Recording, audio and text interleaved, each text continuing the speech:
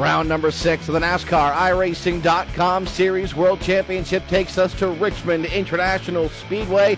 Good evening and welcome to PSR TV. My name is Daryl Morley. Alongside me is Tim Terry and Nim Cross as we get set for round number 6 action for the NASCAR iRacing.com Series World Championship. And Tim, we go short track racing tonight. Indeed we do. It's the third round of the short track action. We saw Bristol, we saw Martinsville, and now we are getting ready to see Richmond for 200 laps of racing.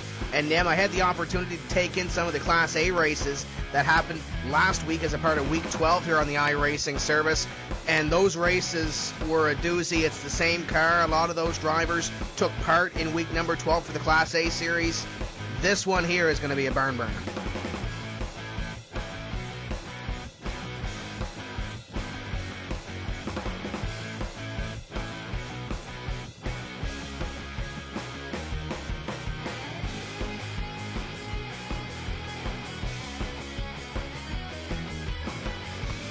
Well, it should be fun tonight. 43 drivers on this bull ring here at Richmond. The point leader tonight is Thomas Hazard coming in with Ray Alfalo close on his heels. Could be a big mix-up tonight, and we'll see what happens to come out to the end.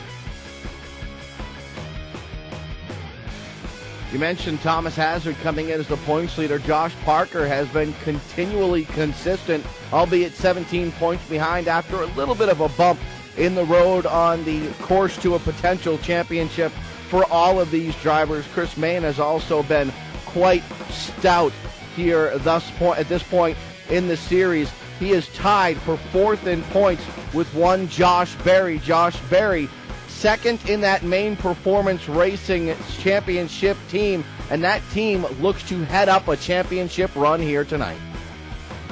And Daryl, some of these drivers will have to dig out of holes. You look at Thomas Hazard, he's going to start in position at number 13.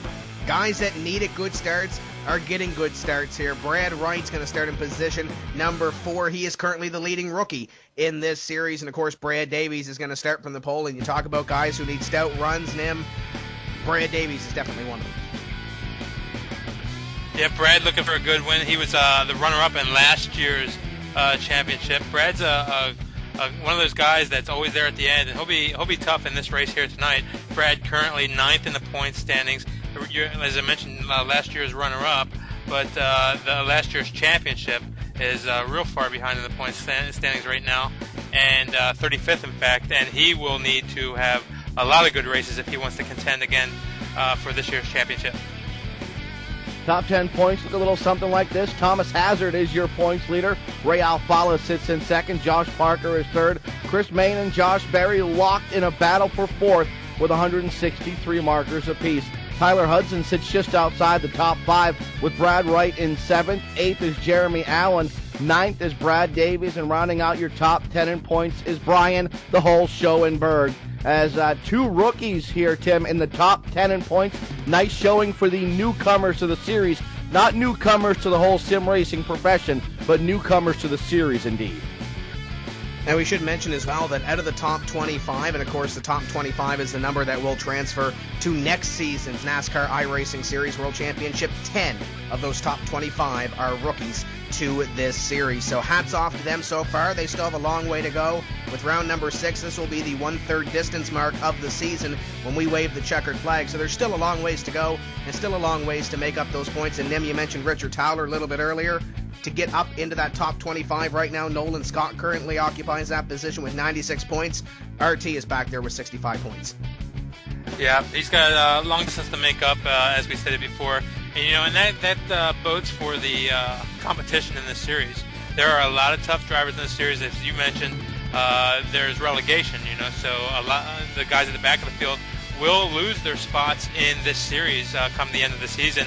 And there are a whole service of drivers. There's thousands of drivers right now competing to get into this series. So even next year, this series will even be tougher than you see today, with just a few of those thousands of drivers who are competing, trying to make it into this series. And that really bodes well for the series. And the guys who are here, every one of them from front to back, are quality drivers. And you mentioned RT, Richard Towler, defending NASCAR iRacing.com Series World Champion. He will start back in the 9th position here tonight as we are just about set to get you set up and get you lined up with tonight's starting drivers, and we'll let you know who will start where momentarily, and we'll take you through this field of incredibly talented drivers. 43 of iRacing's top drivers getting set to go here at Richmond International Raceway, and your starting lineup will look a little something like this once, of course, we get our front row onto the starting grid, awaiting our front row to take to the starting grid here, waiting for Brad Davies, our pole sitter, and there's Brad, at least.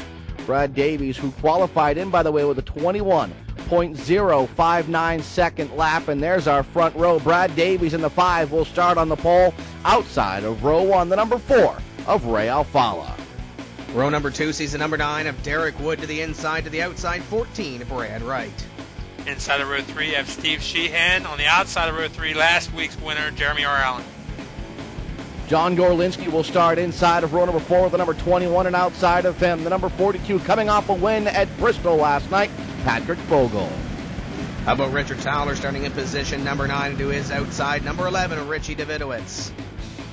In the 11th spot is Josh Parker, and in the 12th spot, Connor McKenzie. Thomas Hazard will start 13th in the number 6, and starting 14th, the number 8 of Theo Olsen. Daniel Pope II starts in 15th place. 16th on his outside is Jordan Erickson. Starting 17th, Thomas Lewandowski in car number 20. Car number 2 starts 18th, and that's Josh Berry. Josh Connors rolls to number 36 inside of row number 10 and outside row 10, the number 31 of Stephen Gilbert. Josh Lawton starts in 21st place, to the outside, the number 1 of Tyler Hudson. 23rd, you have Byron Daly, and 24th, Justin Lowry. Another Justin starts 25th. This one is Justin Trombley. He's in the 7 car, and the 17 car is Matthew Moose. He'll start 26th.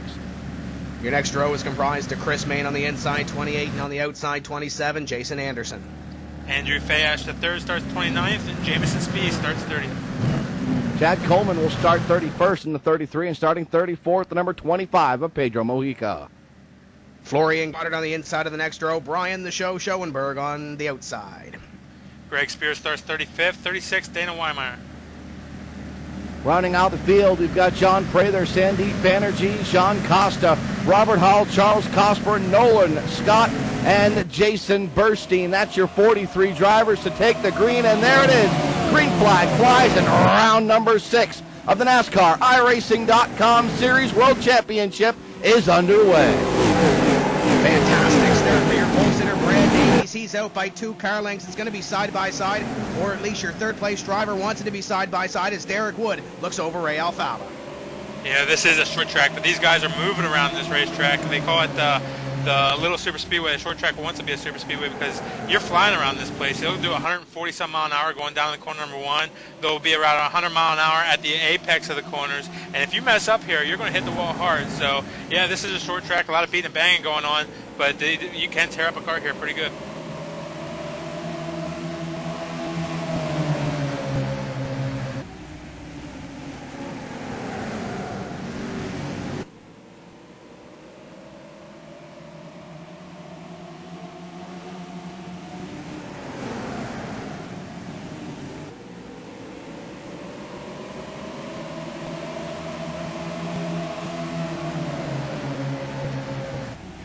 Brian Schoenberg has dropped and lost connection. Tough turn of events for Brian Schoenberg as the whole show no longer part of the show here as part of the NASCAR iRacing.com Series World Championship. That's a tough break.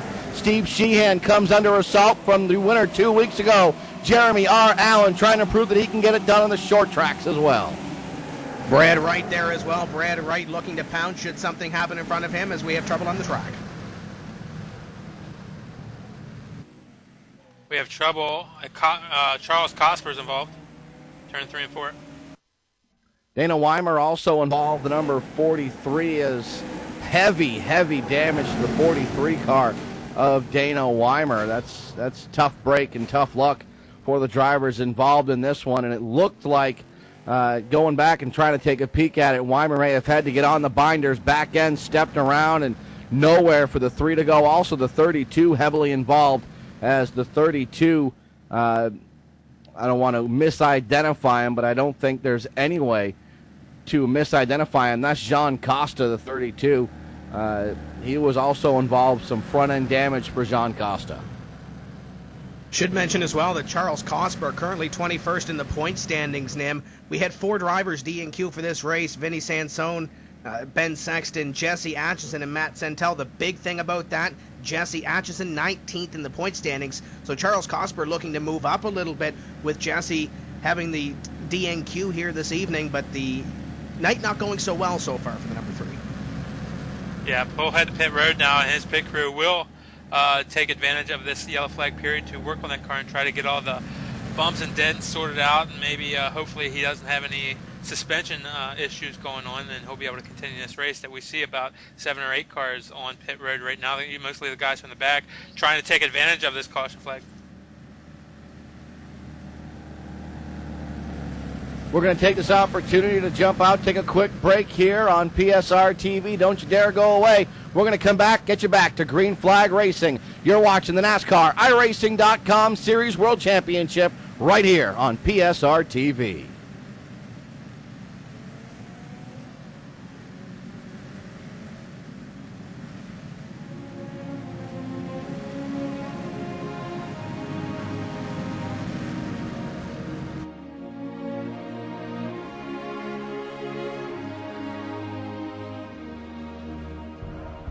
You think you can hit your marks?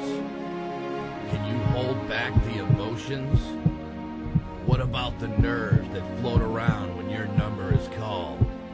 Called for what? That one chance, that one lap to earn your way to the top of the Landon Castle qualifying challenge, brought to us by Simboot. Attempt to back www.landoncastle.com/challenge.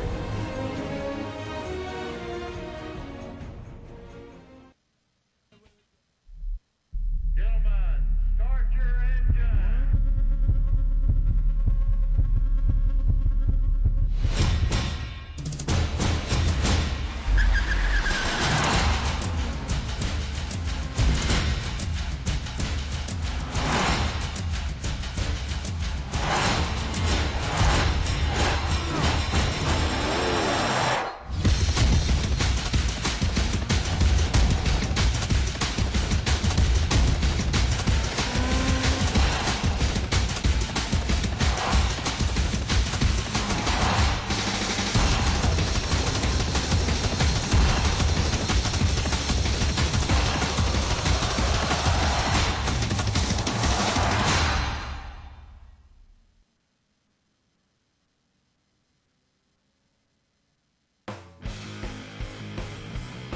Welcome back here on PSR TV. Brad Davies still your race leader, and Tim Terry, this is a race that Brad Davies needs. Indeed it is, Daryl. Right now, he is deep in the points. Well, only 9th in the point standings, but still 40 points out, a big hole to dig out of. Pace car is off. The Mustang peels off the racetrack, and we're getting ready for green. Green flag comes out, and Brad Davies gets a good jump going down the corner number 1. Ray Alfalo will fall in behind and look to the inside as they enter corner number 1. Everybody kind of double foul. Davies a little bit loose up there on the outside. That'll give Alfalo a run on the inside. Ray Alfalo works his way down to the inside of the number 5 of Brad Davies, and Ray up to the number 1 spot. Brad Davies down to 2nd. And we have a big wreck in the corner here, Daryl. I believe it might be, looking back there, 31 being told. That would be Stephen Gilbert, and there's multiple cars. A 20 is spun around as well. That's Thomas Lewandowski. Nim, you want to talk about drivers that needs good runs? Thomas Lewandowski, currently 12th in the standings. Yeah, this was a big one going down the corner number 3. It's going to affect a lot of drivers. I believe it started with the 1 car and whoever was behind the 1 car.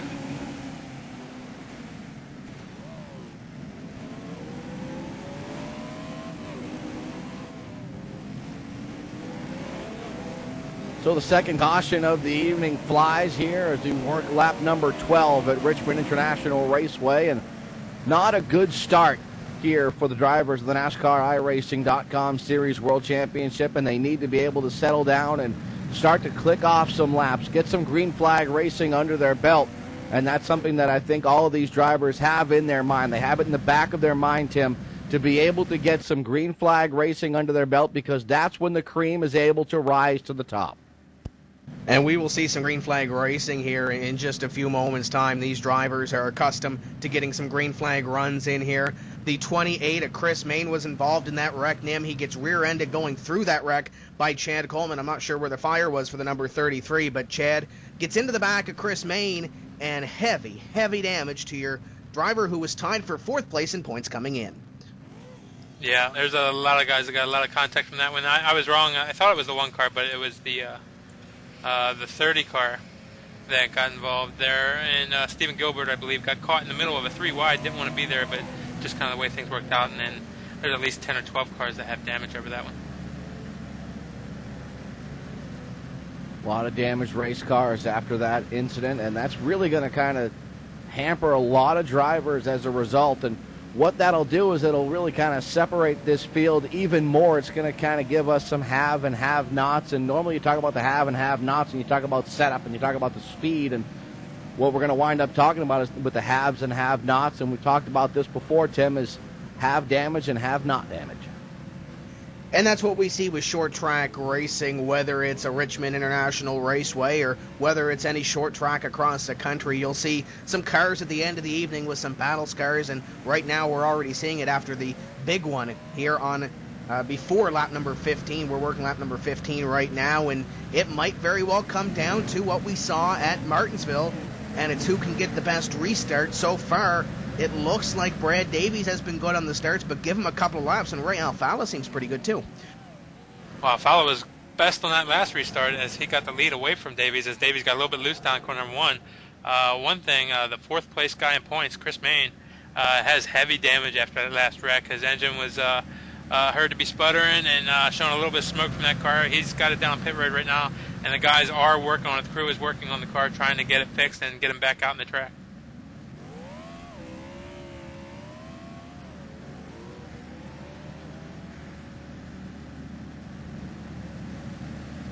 So as several drivers try to repair their cars, the other drivers that have yet to be involved in an incident start to wonder what's going on behind them. And Tim, the mentality starts to change for some of these drivers. We've talked about this before. You go from a long-run mentality to a short-run mentality. Hopefully it's a little bit early in the race to go to that short-run mentality. But with what we've seen for some of these drivers earlier on in the season, could they be starting to go into a short-run mentality already? You could very well be going into that, and then once you get into that short run mentality, if we see a lot of green flag laps here, they're going to have to change that psychology once again, and I'm sure we are going to see some green flag runs here as the Ford Mustang pace car pulls into the infield. It's Ray Alfala, Brad Davies in the front row. Green flag flies.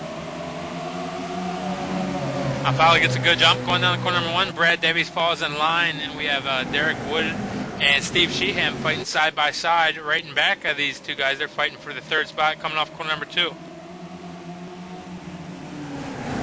Sheehan stuck to the high side. Sheehan trying to find room to get back to the inside. Nothing doing. The 19 of Jeremy Allen already down to the inside as Allen trying to force the issue a little bit here at Richmond early in the going. You see the opening, you see the opportunity, you take it. Steve Sheehan stuck to the high side, continuing to be stuck to the high side as here comes the 14. That's Brad Wright. Wright gets the spot by. Here comes the 42. That's Patrick Vogel. Vogel with a recent win as well. And here comes Josh Parker as well on Steve Sheehan. Sheehan falling to the back, and there's no hole to fall into for the Tax Slayer car as Sheehan falling to the back. He's already outside the top 5. Yeah, the low groove is the fast groove, and that's where everybody wants to be. It's Sheehan stuck up on the outside, and when these guys see a car stuck up on the outside, they don't want to let him in. They're going to use that advantage to keep the car up there so they can get that position also. So Sheehan's going to have a lot of trouble getting back down the line.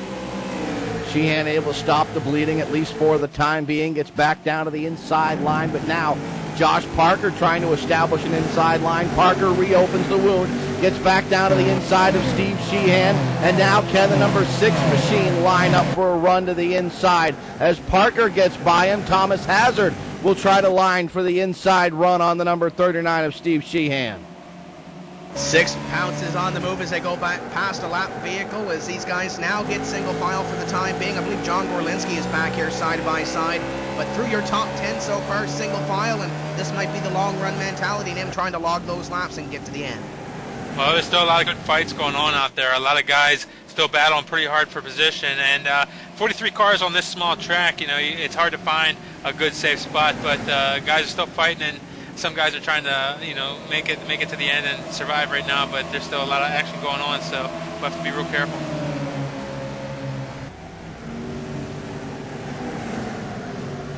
These drivers trying to get to single file, trying to get to a position where they can click off some laps, and just a few drivers jumping out of position as trying to find room to the inside. The opportunity opens itself up, the door opens up, and you have no choice. With drivers of this caliber, any opportunity, you have to jump at it, Tim. The competition is very fierce and very close here in the NASCAR iRacing Series World Championship as these guys run down the back straightaway. John Gorlinski has just made his way past the 8 car, and the 8 car now has his hands full. That's Theo Olsen. He's got Richie Davidowitz, Connor McKenzie, and Daniel Pope and the likes behind him, so one little small mistake will open that hole as you ride on board with Richie Davidowitz. Just an update, Chris Main's still on pit road. That crew's still trying to effect some repairs to that car. Matthew Moose also making a pit stop last time by.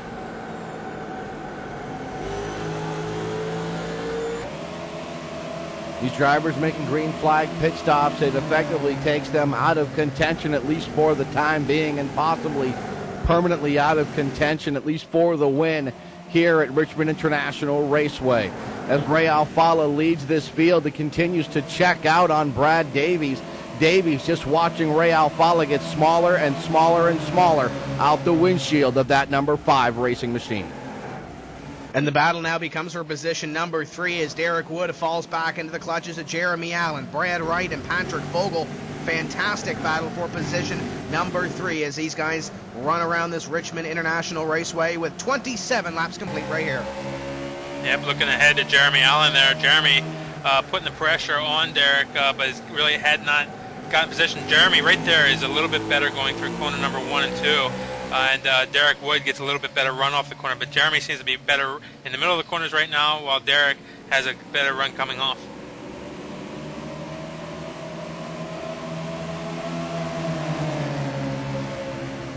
Jeremy Allen could have a little bit of company with that number 14 starting to track him down. That's Brad Wright. Brad Wright trying to track down the number 19 of Jeremy Allen. Allen may have to be concerned with Brad Wright. Allen smokes the tires just a little bit, and here comes Brad Wright. And if he opens the door, it opens the door for 2 more drivers that are tucked up tight behind those guys, Patrick Vogel, Josh Parker, and I'm sure that if the door opens, they will take the opportunity as the cars in front of them battling side by side. Dana Weimer, I believe, is one of those drivers that is going 1 lap down. He gets up into the wall. Oh, and blown motor.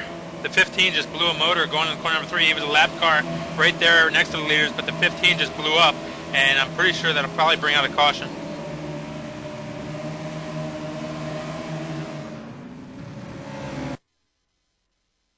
Still under green flag conditions, a 15 just grenaded a motor, but now the yellow flag comes out, so we'll slow this field down. We believe the yellow flag for the 15. And there were some close calls there, Daryl. I believe there was one car up here that just might have barely scraped him. I'm not sure who that was, Nim, but I tell you what, there was a lot of close calls around that 15. Yep, they had guys had to do a lot of checking up there and a lot of shuffling to save it.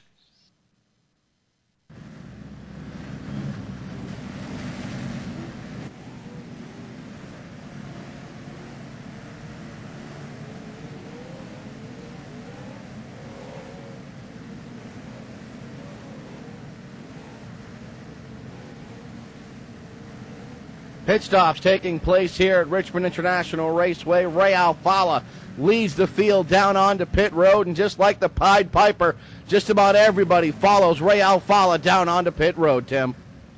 And he stops in his box, and I'm sure that crew is putting it full of fuel. The JDR machine getting ready to leave the box. Will he win the race off pit road? That's the second question, is these guys getting ready to put the hammer down, and it looks like Ray Alfala will win the race off.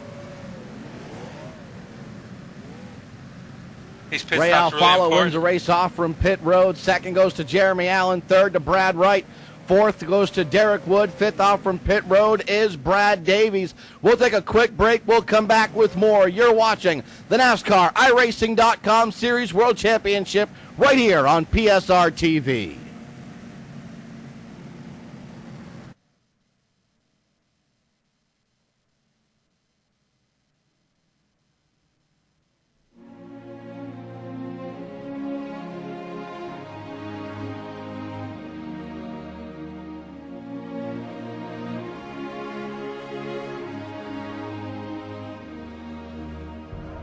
Do you think you can hit your marks? Can you hold back the emotions? What about the nerves that float around when your number is called? Called for what? That one chance, that one lap to earn your way to the top of the Landon Castle qualifying challenge, brought to us by Simboot. Attempt to battle great names like Jason Lofing, Josh Parker, and Steve Sheehan as you go around the 1.3-mile oval for your chance to win $2,000. Enter for your chance to be the best.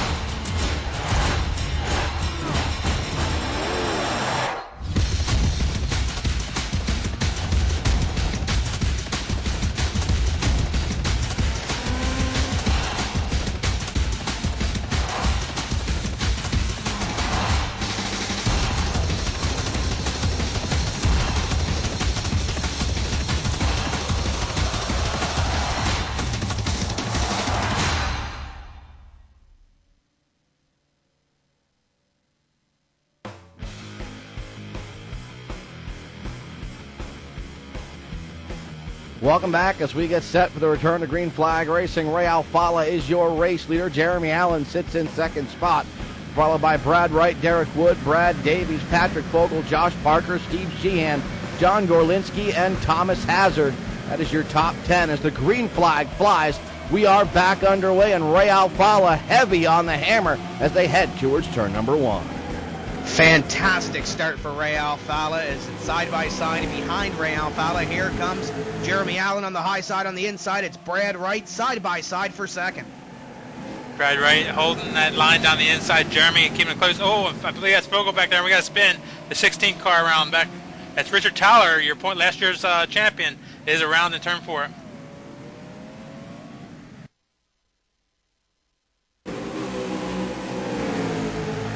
Yellow flag will fly. That'll slow this field down and take a peek at who is making his way off from pit road. Chris Main finally underway. Chris Main, who was involved in, I believe, the first yellow of the evening. Chris Main is back underway. And you look at points in this situation for Chris Main. Matthew Moose is 3 laps ahead of Chris Main, and plus we have a long ways to go in this event, Nim. If he can pick up, let's say, even 5 points, that would be a great feat. Even though we do have 2 drops in this series, if Chris Main needs to go on vacation one of these Tuesday nights, that 5 points might mean the difference between, let's say, 5th and 10th place. Yeah, every race you're in, you got to do the best you can to get every point you can. And right now, for tonight, Chris Main's job is to get the best out of this that he can. He's caught up in that big wreck earlier. Nothing he could do about that, but now he's got to be in conserve mode and get some of those points back. So anything you do now could help you towards the end of the season.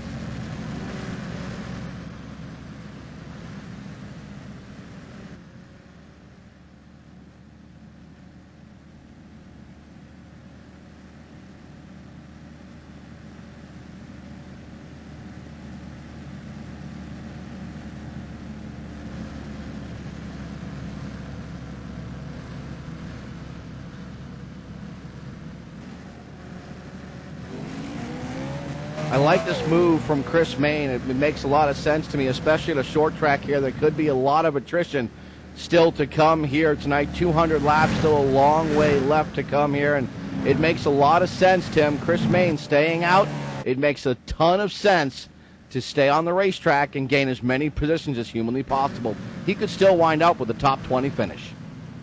We should mention as well that Matthew Moose was on pit road for a long time as well, and he actually is pitting right in front of Chris Mayne. He is 23 laps behind the pace, 2 up on Chris Mayne, and right now one of the rookies in this series sits 16th in the point standings. It's key for him to gain points as well, Nim, because he doesn't want to fall down in that bubble spot around 25th place. That's right. You got to pick up as many positions as you can. While under caution or however you want to do it during this race. But one thing we want to mention is that we are in between seasons here at iRacing. We just finished up our first quarter and our first season, and we're getting ready to start our second season. So this week is what we call week 13, and we're off from regular racing for this week, and we're having some fun races and things like that. But we're also, what's exciting is that we got a lot of new features coming, new build coming out this week that include a lot of night racing and things like that. So night racing, a new car coming, the new Impala B car, and a lot of very exciting things happening in iRacing right now. So if you want to join up, become that rookie who works his way up through whatever kind of racing you like, you can join, go to www.iracing.com right now and take advantage of a promo we have going on where you can buy 1 month and get 2 free. So for one price of 1 month, you get 3 total months. So right now is a good time to join. We've got a lot of good races going on for our new drivers, and this is the perfect time to join because the new season starts up next week with a lot of new cars, tracks, and a lot of fun. And one of the things that also rolls out next week is the Landon Castle Qualifying Challenge. That's 1 week from tonight. That should be a lot of fun. The Landon Castle Qualifying Challenge Part 2, $2,000 goes to the winner of that one. We'll talk more about that one as the night goes on. But right now, let's go back to Green Flag Racing. Ray Alfala takes the green flag, and we're back underway. Ray has these starts mastered. He pulls out ahead of Brad Wright in second place. It's side-by-side Jeremy Allen trying to hold off the 5 of Brad Davies. Davies on the outside trying to fight for that position. And look who's coming up to the front, Josh Parker on the inside. Oh, we got a couple cars around hard in the wall in corner number 3.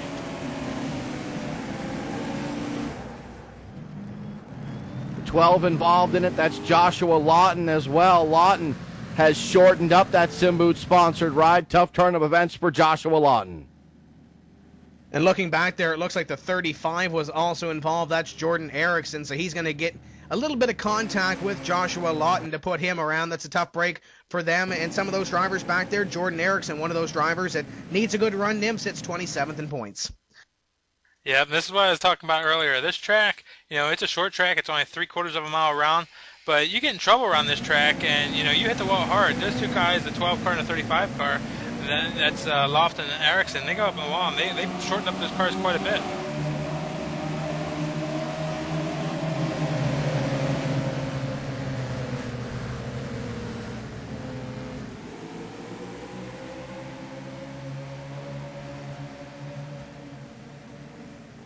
Joshua Lawton's going to have some repairs to make to that Simboot-sponsored ride as Lawton will pull it down into his pit stall, and it looked like the 35 and the 12 just kind of got together, and unfortunately those 2 drivers involved in an incident. Jordan Erickson, we'll see if he's able to get that car repaired as Erickson has shortened up his Obuto ride as we've got several other cars dog-walking down pit road. And again, this comes down to that attrition that we talked about, Tim. Indeed it does, and right now we currently have, correct me if I'm wrong, I believe we have 42 of the 43 cars in the racetrack. The only one out is Jamison Spies in that number 15 that blew the motor. So these guys are looking to pick up points if they are sitting at the rear of this field. You get bent up in this Class A race car, you get back out on the racetrack, and you make sure to get those points and preserve what's left of your night here at Richmond as we work lap number 46 of 200. Yeah, a lot of these guys you get beat up here at the short track, and a lot of these guys are working hard to get their cars fixed, and they are able to get them fixed to a good point. So that does keep a lot of cars in the race. One thing I did want to mention, as far as new stuff coming out this week, as I said, we're in week 13, getting ready to start season 2 of our 2011 season next week. The Okayama International Circuit will be coming out next week also, and that will be available for free to all of iRacing's customers. And that new track is going to be included in a lot of the schedules for next season series. So you get that track, and that's a free track. And all the members who have the Impala B car now will be able to get the new Impala B car, the 2011 car, for free also, if they already own the current B car. So a lot of good things coming and a lot of fun coming up. Don't forget, the next season starts next Monday. And also, Nim, I believe this will be the last race with this current numbering system, won't it? Well, for hosted races and such, they will be able to use chooser numbers. So anybody runs a leak or anything like that, and people will be able to choose their own numbers and use them in their races. We've heard that's rolling out for the NASCAR iRacing.com Series World Championship as well, so we could see the numbering system for this series as well. If not next time these guys go racing, very, very shortly, and that's something that we've been looking forward to as well. We can put a number to these drivers as well, because oftentimes these drivers we associate, take it all the way up to the upper levels of NASCAR. You think about Jimmy Johnson, you think about 48, you think about Jeff Gordon, you think about 24. I mean, it's just that's the way it is. That's the way it's been for quite some time. That's just, we associate drivers and driver numbers. Dale Earnhardt Jr., 88, obviously. And we're looking forward to being able to do the same thing with these drivers here in the NASCAR iRacing.com Series World Championship. And it looks like we had a little bit of an incident on the racetrack. I see Joshua Lawton smoking down here on pit road, so that's not good for his efforts, as I guess they had a little contact under caution. Him. Yeah, I haven't seen it, but we'll have to take a look at it. Looks like the 12 car is smoking. And there definitely was some contact going in the corner number 1 that last time.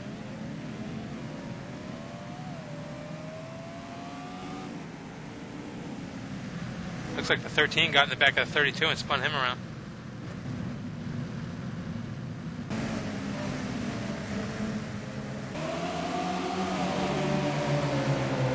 Green flag flies. We are back underway here. Ray Alfala is your race leader. Brad Wright sits in second spot, but it was a short-lived second spot. Here comes Jeremy Allen. Allen on the attack. And look at Josh Parker, and I believe that's the 5, maybe a little bit of contact there going into corner number 3. Brad Davies wants that position back away from Parker as Parker looks over. I believe that's Brad Wright up there for position number 3. Here comes Parker sliding that car around the corner. Everybody single file down the back straightaway. Alfala out to about a 4 or 5 car length lead over Jeremy Allen right now. It looks like all the way back to about 20th position, at least single file, as these cars head down the front straightaway on lap 52. This is a 200 lap race, so 1/4 of the way through.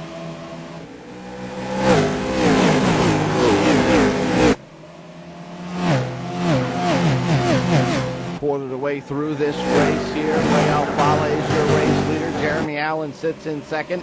Brad Wright is third. Josh Parker is fourth. Running at the top 5 is Brad Davies. And right behind him, John Gorlinski, the Wrangler ride, trying to get it done.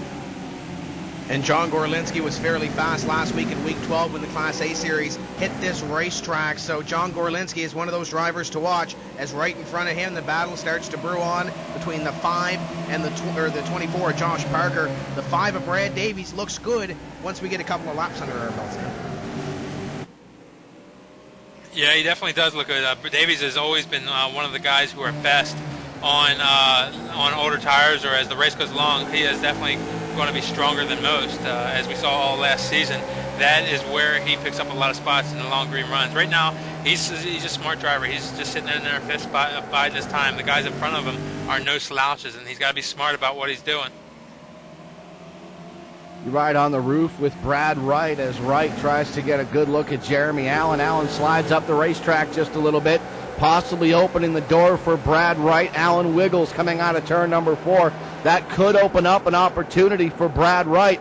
Wright tries to find his way to the inside as Allen smokes the tires through 1 and 2.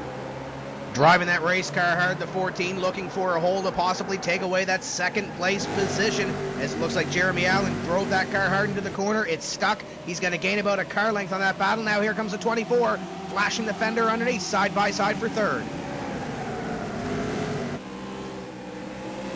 Josh Parker still working on the inside of Brad Wright, sending him back. Now the 5 car of Brad Davies will look to the inside. Wright's going to try to fall back. He's going to try to fall in line coming off of corner number 4 this time. But the 21 car, John Gorlinski, wants that spot. Might not be able to get it this time, though. Gorlinski, no choice but to fall in line behind the number 14 of Brad Wright, as Wright able to drop in behind the number 5 of Brad Davies. As you look out the rear bumper of Brad Davies, number 5 back at the 14 of Brad Wright. Wright trying to get back in line and get back into the rhythm here at Richmond International.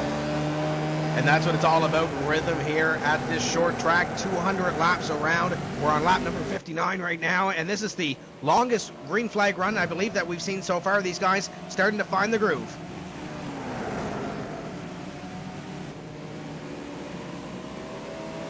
Looks like Brad Davies got a little bit of damage coming out of corner number 2 the last time, but I scraped the wall. So, you know, he's pushing pretty hard. He's got to be careful about that. He hits the wall too hard, and he could bend some suspension parts, but looks like he's going okay, so he probably got away with it this time. What it also did was it altered the line that Brad Wright was using, kind of jogged Brad Wright a little bit. Wright backed off the back bumper of the 5 of Brad Davies some. Davies also now able to track down Josh Parker, as Parker dirt tracked the car as the 13's gone around. The yellow flag flies. Yellow flag flies here on lap number 61 for that number 13 car of Jason Bernstein. Bernstein now off the racetrack, and he's one of those drivers that was looking to capitalize here this evening. He qualified 43rd, Nim, just barely enough to get in the show. 4/1000ths of a second was the difference between 43rd and 44th this evening, and Bernstein 13 in the point standings. This is going to hurt his efforts.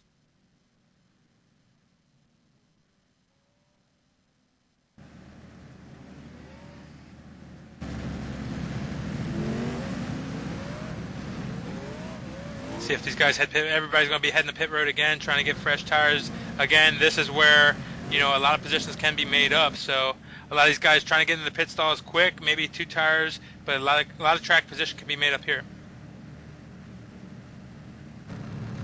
So the pit stops could tell the story of the second quarter of this race. The first quarter of this race was kind of dictated by some caution flags. We'll see if pit stops dictate the second quarter of this race. This will be a 4-quarter race indeed, much like other contact sports, kind of like football, I guess, as we've seen a couple of tackles, maybe a couple of punts before this thing is all said and done. And it looks like it's going to be Allen leading the charge off from pit road. Jeremy Allen utilizing some pit strategy, and Ray Alfala loses a lot of spots on pit road.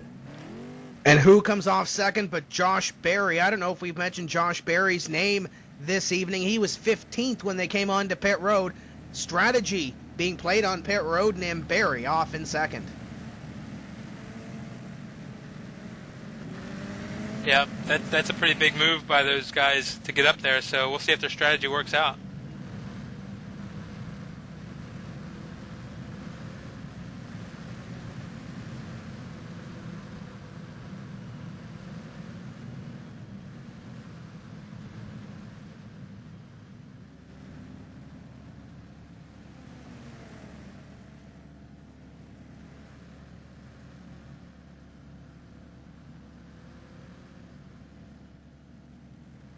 Looked like a definite 2-tire pit stop, possibly a no-tire pit stop, but I believe 2-tire pit stop for Josh Berry, just trying to get out of the middle of the hornet's nest, if you will, trying to get up to get some track position, as it could be key here tonight, and we'll see how that track position gamble plays out for Josh Berry and the rest of these drivers when we come back.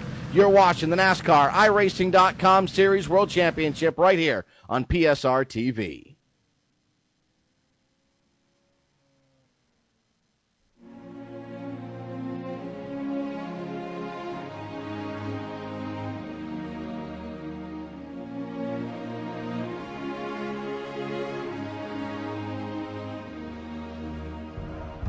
you think you can hit your marks? Can you hold back the emotions? What about the nerves that float around when your number is called? Called for what? That one chance, that one lap to earn your way to the top of the Landon Castle qualifying challenge, brought to us by SimBoot. Attempt to battle great names like Jason Lofing, Josh Parker, and Steve Sheehan as you go around the 1.3-mile oval for your chance to win $2,000. Enter for your chance to be the best at www.landoncastle.com/challenge.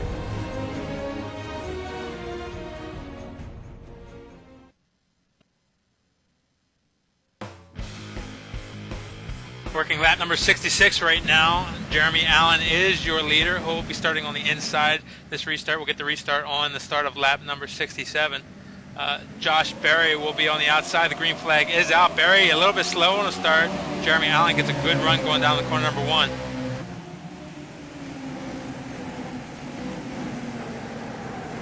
And as these guys race side by side for second, that 19 car looks pretty good out in front of this field. Josh Berry, though, I believe the 2-tire stop that he might have taken is starting to play out for him, as here comes Ray Alfala for third. And this caution period has been a great one for Brad Davies. Davies up into the second spot now with a clear second spot as the 4 car of Ray Alfala gets under Berry going into corner number 1. Kind of a little bit of a slide move there, but he made it work. And Berry tried the crossover move. It did not work for him, though, as he falls back to 4th. Meanwhile, Josh Parker on the outside, Brad Wright on the inside. Wright has the advantage on Parker, but Parker not going to let it up easy.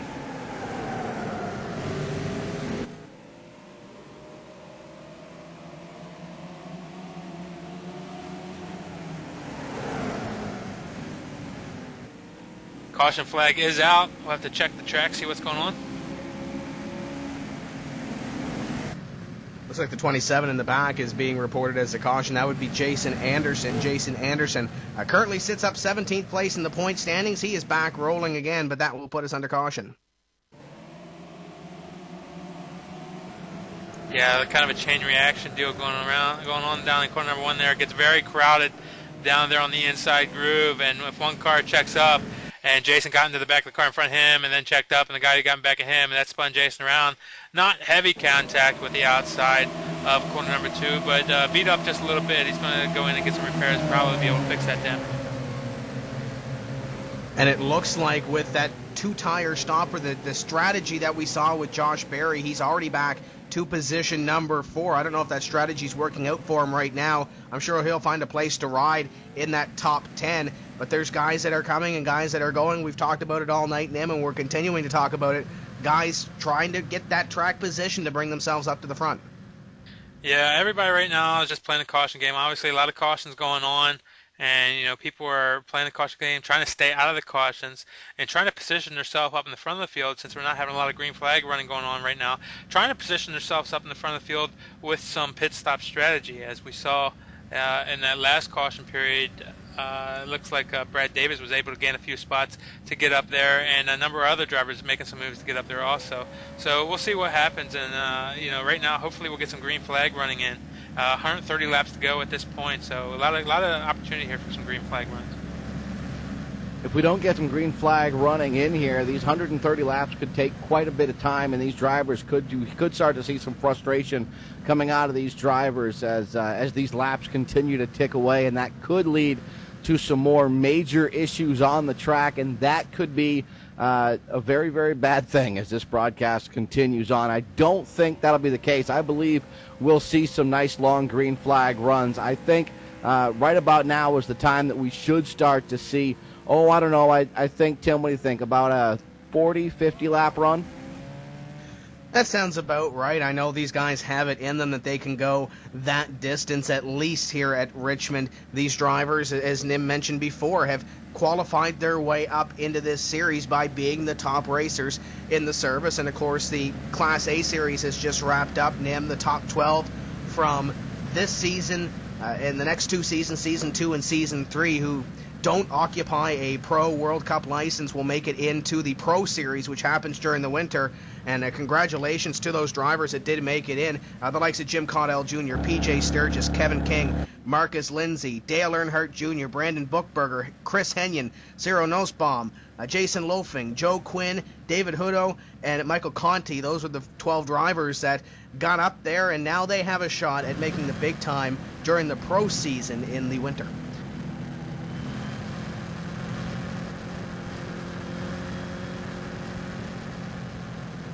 Yeah, and that Pro Series, a lot of guys working to make that Pro Series right now. It just ended up this season, as we talked about earlier. We just ended the first season, and a number of drivers, I don't have that list in front of me right now, were able to make it into that Pro Series from this point standings. Next season starts up next Monday, and we'll have hundreds, if not thousands, of drivers going for those few spots, trying to make it into the Pro Series for the last quarter to race into this series for next year. And of those names you mentioned, about this time last year, we were talking about the drivers that were trying to race their way into that Pro Series, that then were trying to race their way into the Championship Series for this year. And I mentioned Richie Davidowitz. He's a driver that's going to make it into this Championship Series, and here's Richie Davidowitz. I'm going to tell you right now, PJ Sturgis will make this series for next year. That's my prediction. PJ Sturgis makes it in next year. Green flag flies. We are underway. Great start by Ray Alfala from that second row. He's going to get up into position number 2. They're still pushing and shoving back here, trying to find a place to race from about third on back. Side by side, it looks like Brad Wright trying to get the position over Josh Berry. Yeah, Barry working hard back there, and he's in a big gaggle of cars. Very, very dangerous and hairy spot for him right back there as now Gorlinski gets under him, and Brad Davies gets a little bit sideways going through 1 and 2 right there, but Davies stuck up on the outside with his old tires. That's Barry stuck up on the outside of his old tires, losing a lot of spots. I still think Barry did the right thing and kind of stayed out with some older tires, car on the wall, a little bit deeper in the field, and I think that'll bring out the yellow flag and slow these drivers down. Again, Barry staying out or using some older tires. I think this is the right call for Josh Berry. Got him up towards the front of the field, and once these cycle through and he's able to make a pit stop with the rest of this field, I think it's going to make sense for Josh Berry. That might be the case, as Nolan Scott is the first driver to go around in this one. And Nolan Scott, we talked about him being on that bubble position, 25th place in points, and he's going to have a little bit of a shortened up Chevrolet Impala as he hit the wall hard with the back end.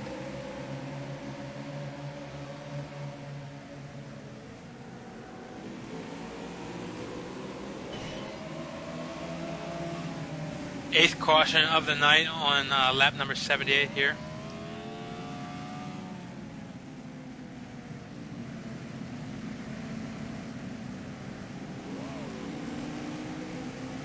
Going back and looking at it, the 6 and the 30 may have gotten together just a little bit, and driving into the corner, don't know if the 6 wasn't able to get off the gas or was on the brakes a little bit, but these drivers have to drive these things on a ragged edge, and they really don't have the reaction time that it looks like they have, that we believe they have. And Tim, it's so easy for us to sit up here and second guess and second judge and say, well, the 6 drove it in a little bit too deep, or the 113 was this, or the 505 was that. And far be it from any of us to judge what any of these drivers have done on the racetrack, because, well, they are the best in the business right now. Indeed they are, Daryl, and you look at some of these race cars, the Class A Series car, if you're a newcomer to this simulation, it's a difficult car to drive. These drivers put so much practice into this car and put so much practice into this racetrack. You look at Richmond International Raceway, these drivers likely put it at the top of their game, likely put hundreds and hundreds of laps on these race cars, and it's trying to get around the racetrack and then trying to anticipate what's going to happen in front of you. It's a difficult situation when you're, especially in that hornet's nest that those drivers were in around 11th, 12th place.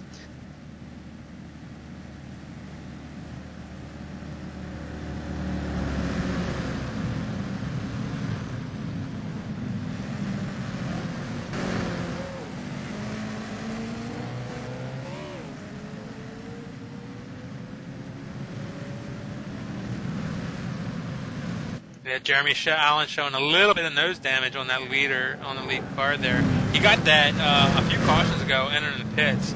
He got into the back of Derek Wood coming on the pit road. They had a little bump, and that little bit of damage is being shown on the front of Jeremy Allen's car. It doesn't seem to be affecting him too much, though.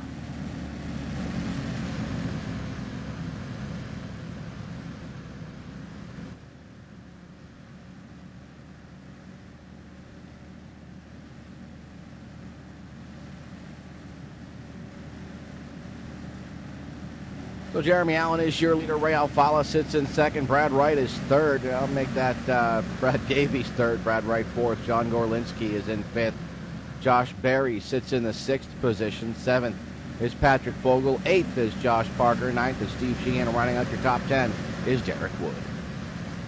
Lots of talent just outside that top 10, too, with Tyler Hudson, Theo Olson, Thomas Lewandowski, Thomas Hazard, Connor McKenzie, Pedro Mojica, Josh Connors, Jordan Erickson, Greg Spears, and Florian Goddard, rounding out your top 20.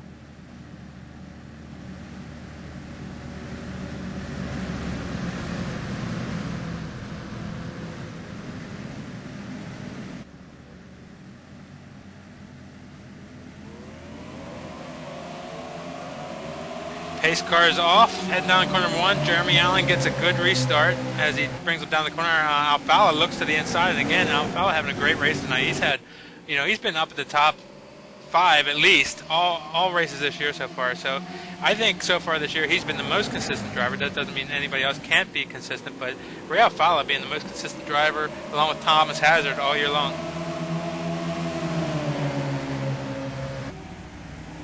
I think the points would say that Thomas Hazard has been the most consistent driver. However, Jason Burstein has been quite impressive. In 4 starts, he put himself in the top dozen in points.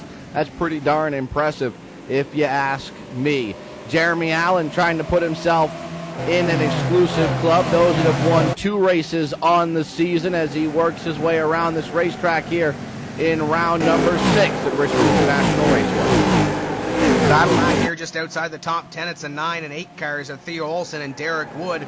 Wood on the inside trying to put Theo Olson back a few positions, and that will open the door for Thomas Lewandowski as well. Lewandowski sticks the fender in there.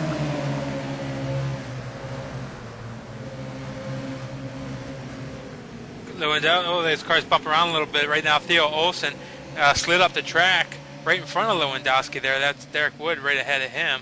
This guy's trying to get sorted out as Olson smokes the tires going around 3 and 4 there. So he's burning up a little bit. Lewandowski gets the car a little bit sideways coming off the corner down the front straight, but they get it sorted out, and we have a battle going on up in the 4th position.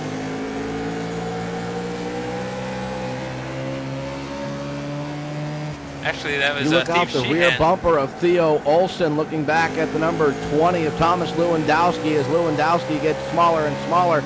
Now Lewandowski gets a challenge from Thomas Hazard. Hazard down to the inside of Thomas Lewandowski. Thomas Hazard to the inside, and you look back there, there's Connor McKenzie as well making his way through. He just signed that sponsor a couple of weeks ago, Nem, and right now giving it a good run here at Richmond. He moves up a position. Yes, he does, and it looks like our points leader, or our points championship from last season has exited the race. May have had some damage, too much damage for that car, but again, some bad luck for Richard Tallard.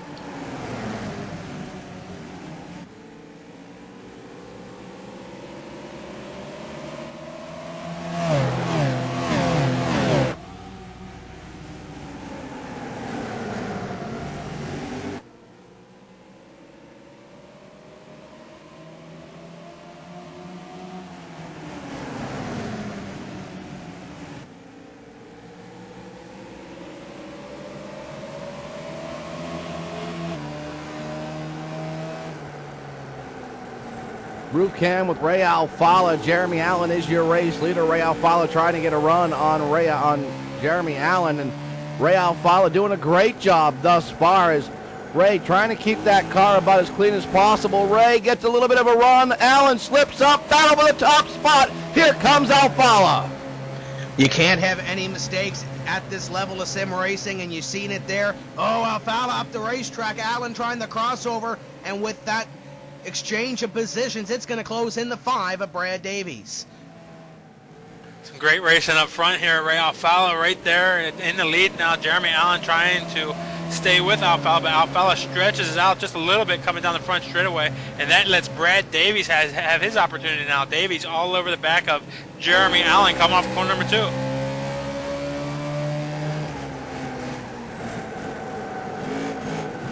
You look out the rear bumper of Jeremy Allen to Brad Davies. Davies all over the back bumper of Jeremy Allen.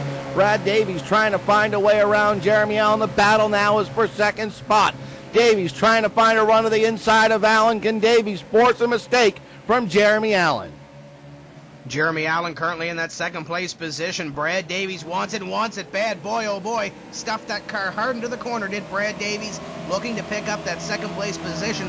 And right now, Brad Davies, one of those smart drivers, he knows that the chrome horn or the bumper doesn't need to be used at this point. We're only working lap number 94. We are still just shy of the halfway mark.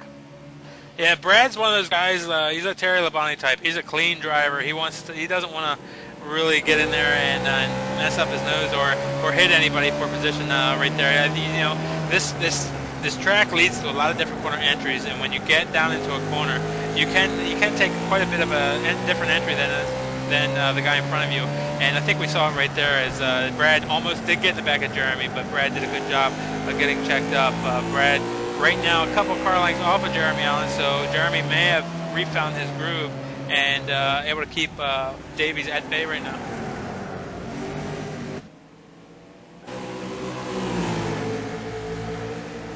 The 21 of John Gorlinski under attack, and that's Steve Sheehan putting the pressure on with John Gorlinski. Gorlinski also trying to assault Brad Wright, or actually trying to assault the position that Brad Wright currently holds. And we've mentioned assault and under attack, and that's really what this track is all about. You've got to attack the track. You've got to attack those around you. It's not really a finesse racetrack, although it appears to be. These drivers are on the wheel all night long, and they are just attacking all night long. When the green flag drops until the checkered flag flies, it's attack, attack, attack. Indeed it is. Give a call out to Steve Sheehan as well. Great qualifying effort. 5th place, and he's looking at position number 5 right now, right in front of him with John Gorlinski. And Steve won one of these NASCAR iRacing Series World Championship races one season ago. I believe it was at Atlanta or Texas. But I tell you what, Steve, looking to back that up and tell the world that wasn't a fluke. He can win another one. Oh. 21 car and the 39 car, Steve Sheehan getting a little bit of a battle back there as the 21 car got run out to the wall a little bit. As we pass the start-finish line, this time we are working lap number 100. Next time by will be the halfway point of this race. The 21 may have slipped up a little bit, or may have been forced to slip up a little bit. The 39 of Steve Sheehan may have given him a little bit of a bumper. Whether it was before or after the initial slip up, I have no idea. Only the officials will be able to determine that one. And that will put him in that position number 5 as they go around a lap vehicle. I believe that might be Dana Weimer going another lap down. That would be his 10th lap down of the evening as these guys work up. I believe second place is going to be the battle on our hands right now as Brad Davies has closed in back to Jeremy Allen. Yeah, Davies looking to the inside, going down the corner number 1 right now. Davies will take that spot as Jeremy Allen moved over and let him go and fall back in line. Steve Sheehan also on the move right now. He's battling the 14 car of Brad Wright as Ray Alfala is checking out.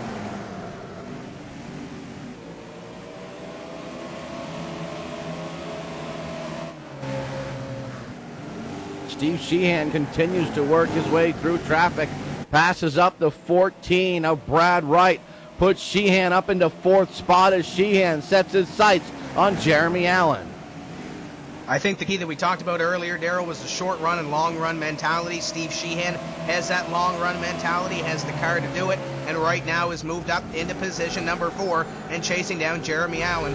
As you ride in a car, I tell you what, Steve Sheehan closing in on Allen. Allen slips up the racetrack at a corner number 2. Here comes the 39.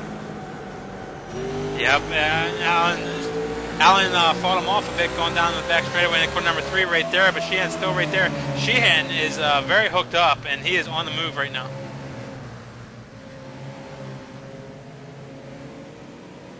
Sheehan down to the inside of the number 19 of Allen. Steve Sheehan works his way towards turn number 3. Not a darn thing Jeremy Allen can do. The rookie slides to the high side, and Steve Sheehan picks up that third spot. Now Sheehan sets his sights on Brad Davies. And move Brad Wright up a position. Move Josh Parker up a position as he's underneath Jeremy Allen. Brad Wright slips up in front of them. 24 looking to pick up the position on the 19. And it looks like Jeremy Allen may have used up his stuff. Almost a little bump back to Josh Parker there as those guys go at it. I believe Jeremy Allen might have had that short run thinking in his mind. Yeah, those tires will definitely, this is what you're seeing right now. Those tires, I bet he's wishing he had 4 on them right now. But Sheehan looking really good. He's now third, chasing down Alfala. Alfala last time by had a 3.1 second lead over Sheehan. This time by, let's see what the difference is. This time by 2.9 seconds. So Sheehan 0.2 of a second of a lap quicker on just that last lap.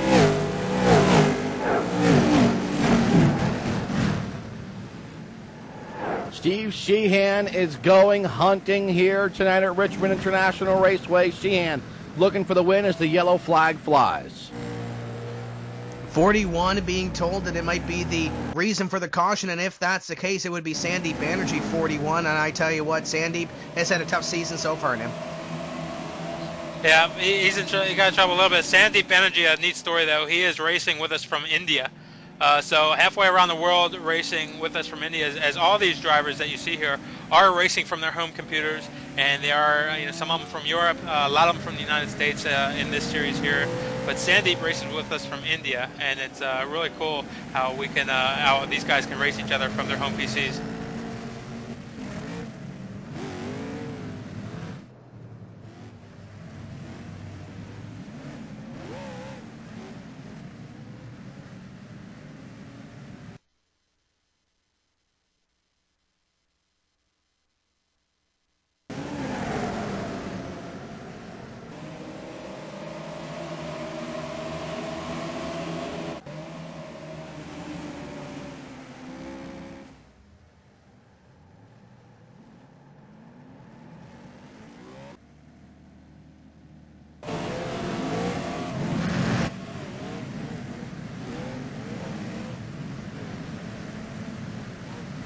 Ray Alfala wins the battle off from pit road, so Ray Alfala will continue to lead this one. And Ray has been in his own zip code up until this yellow flag, and you've got to wonder, will Brad Davies, who comes out of pit road second, try everything he can to get by him here?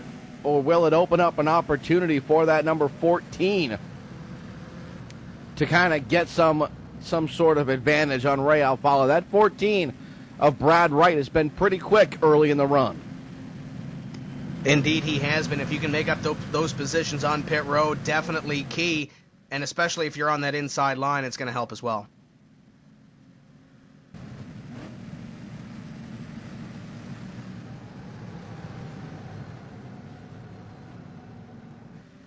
We're going to see if we can hook up booth to car communications with Andrew Fayash III. Andrew, you there? 10-4, buddy. Andrew, it looks like tonight's one of those nights that you just kind of you have to do everything you can to keep that car underneath you, bud.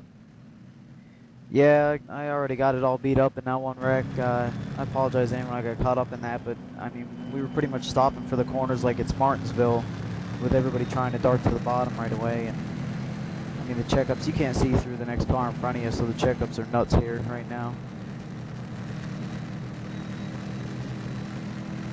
Well, the car's a little bit beat up, but the hood still looks pretty decent. Tell us about that sponsor emblazoned on that hood, bud. Yeah, I'd like to thank Trevor Cameron for jumping on board with his podcast, iRacing Today. It's a great podcast, strictly about iRacing. Well, I mean, he does a little bit about general racing stuff too, but mainly on iRacing, and it's a fun podcast to listen to. I've been listening to him since he first put it up a long while ago. But he wanted to sponsor somebody up here, and I figured, I listen to the show, I love the show, so, why not jump on my hood? So we worked the deal out, but I'll be on the show next week on my birthday on May 9th, or 2 weeks from now, I guess. So that'll be fun. And Trevor does a great job with iRacing Today, and where can people catch the show? iRacingtoday.com. you listen to any of the old broadcasts or the new ones as he puts them up. There you go, Andrew. Keep that thing as close to underneath you as you can. All right, buddy. We'll talk to you later on. 10-4, thanks. That's Andrew Fayash III as he'll go back to work here in the iRacingToday.com sponsored number 29, as Andrew will hope to have a somewhat decent finish here tonight. Pace car will make that hard left-hand turn down onto pit road. Green flag flies. We are back underway, Tim. Great start for Ray Alfala. Brad Wright keeps right with him, though. The 14 gives him a little shot going down into corner number 1. Everybody trying to get past the guys on the outside right now, Nim, as it looks like Josh Parker stuck to the outside. Yeah, Parker stuck up on the outside there. I believe Sheehan's right behind him. Gorlinski right behind them, stuck up on the outside. Josh Berry now with as fresh tires as anybody down the inside. He's making up those positions and looking to get his way back to the front.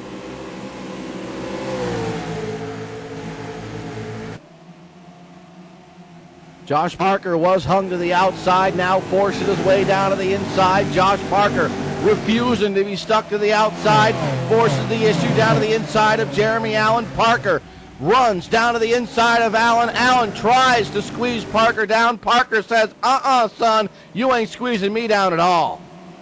They are not giving each other an inch right now as Josh Parker on the inside line. Jeremy Allen out giving him a little bit of room. He's going to surrender that position, but he's also going to surrender another one. Here comes Josh Berry in the number 2. Berry looking to pick up the spot, and Tyler Hudson coming up to the front. I don't think we've mentioned Hudson's name all night long. Yeah, a lot of these guys are making their moves now. We're getting to the second half of the race. Working lap number 117 right now. 83 laps to go this time by. And what that means is there's not much time. So these guys now who were sitting back, taking it easy early on, they're making their way to the front. Tyler Hudson up to 6th place now. Tyler Hudson certainly on the move, and a couple of the drivers that have been having a nice battle throughout the course of this restart have been Derek Wood and Patrick Fogle, as it looks like that has settled down, but directly in front of them, Jeremy Allen continues his backslide through this field. Indeed he does. Jeremy Allen falling back there. Contact behind them. 9 car around, 42 around. Oh, and that's going to cause a caution. Yeah, it looked like Jeremy going down corner number 1 there. He dove it in there pretty hard and kind of cut off the 8 car. The 8 car checked up, got a little bit loose, and Patrick Fogle, I believe that was, got into the back of him and spun him around. Or actually, that was not Fogle. But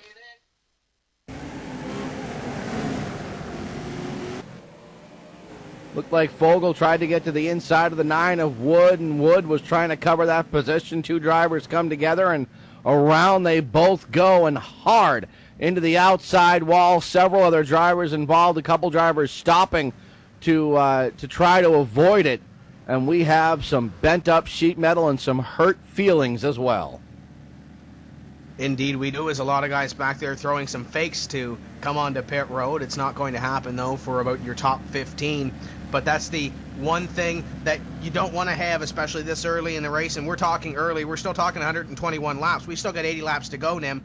You don't want to lose sight of the big goal.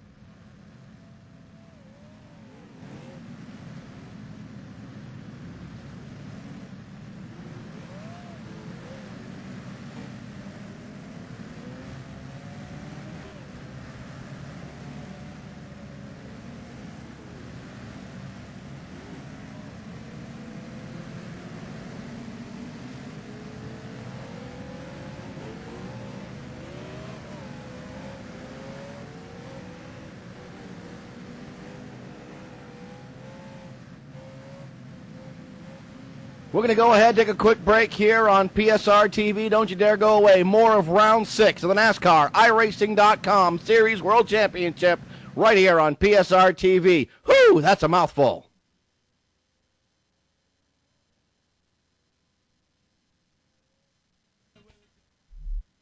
Gentlemen, start your engine.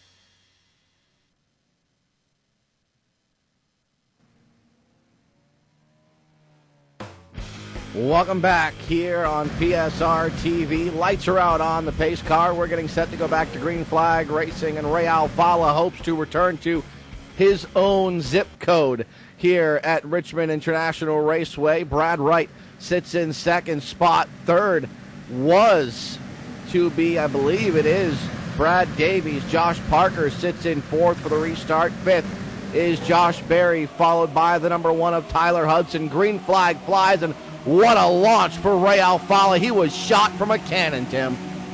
And Brad Davies couldn't keep up with him. We got contact back here. Theo Olson's involved. Jeremy Allen's involved. They're going to come back down in front of traffic, and they're going to stack up a couple of others. Caution will be out.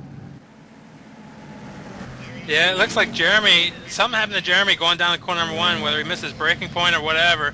But actually, it looked like Jeremy may have got checked up a little bit. The car in front of him may have stopped, and he locked up his brakes and got up into Theo.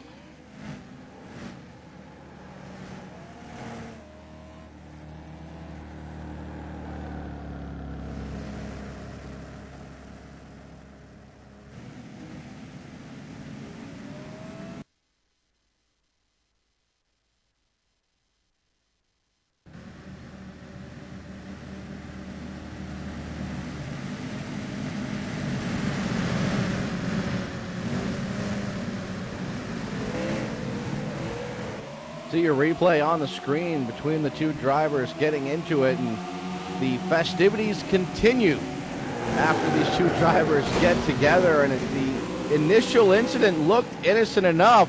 The 19 may have overshot the corner, may have had to jump on the binders, but there comes a point where you have to get off the throttle, and neither one of these drivers were willing to do so. And there's a little bit of history to this as well, Daryl, as you look at last week, or 2 weeks ago, we should say, at Talladega. Those two drivers were the drivers that were leading the race and got into it on the last lap of green flag competition. And then afterwards, they had a little bit of extracurricular activity. So that's it's tough for them, especially with Jeremy Allen and Theo Olson running near the front of this field then. Yeah, it looked like, though, to me, they were going down the corner number 1, and, the car in front of Jeremy checked up a little, and Jeremy misinterpreted it and had to hit the brakes a little hard, and got up into Theo. Probably pretty much Jeremy's fault, but it didn't look intentional or anything like that. But when you're sitting in one of these cars and you get hit and spun around, put in the wall, you really have no idea how it happened or why it happened. All you know is this guy did it, and you're fuming mad.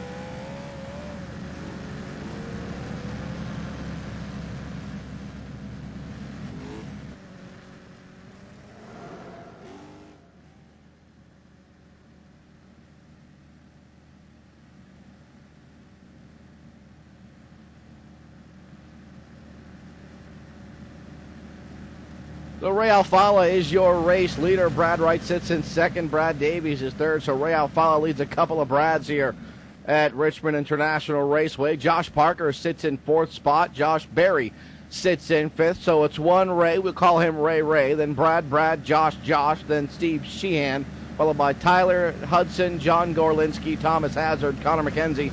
See, no more repeating names. That's kind of a little bit rough.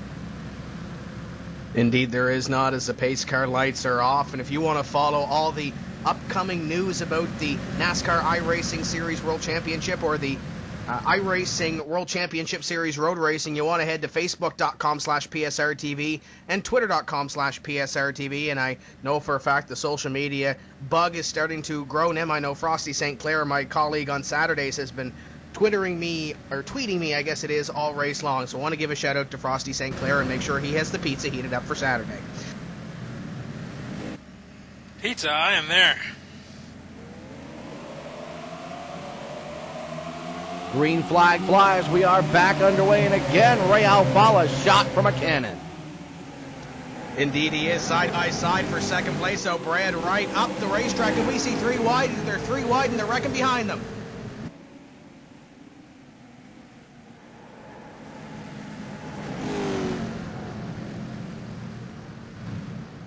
Looks like the 38 of Greg Spears and the 11 of Richie DeWitowitz involved in this one.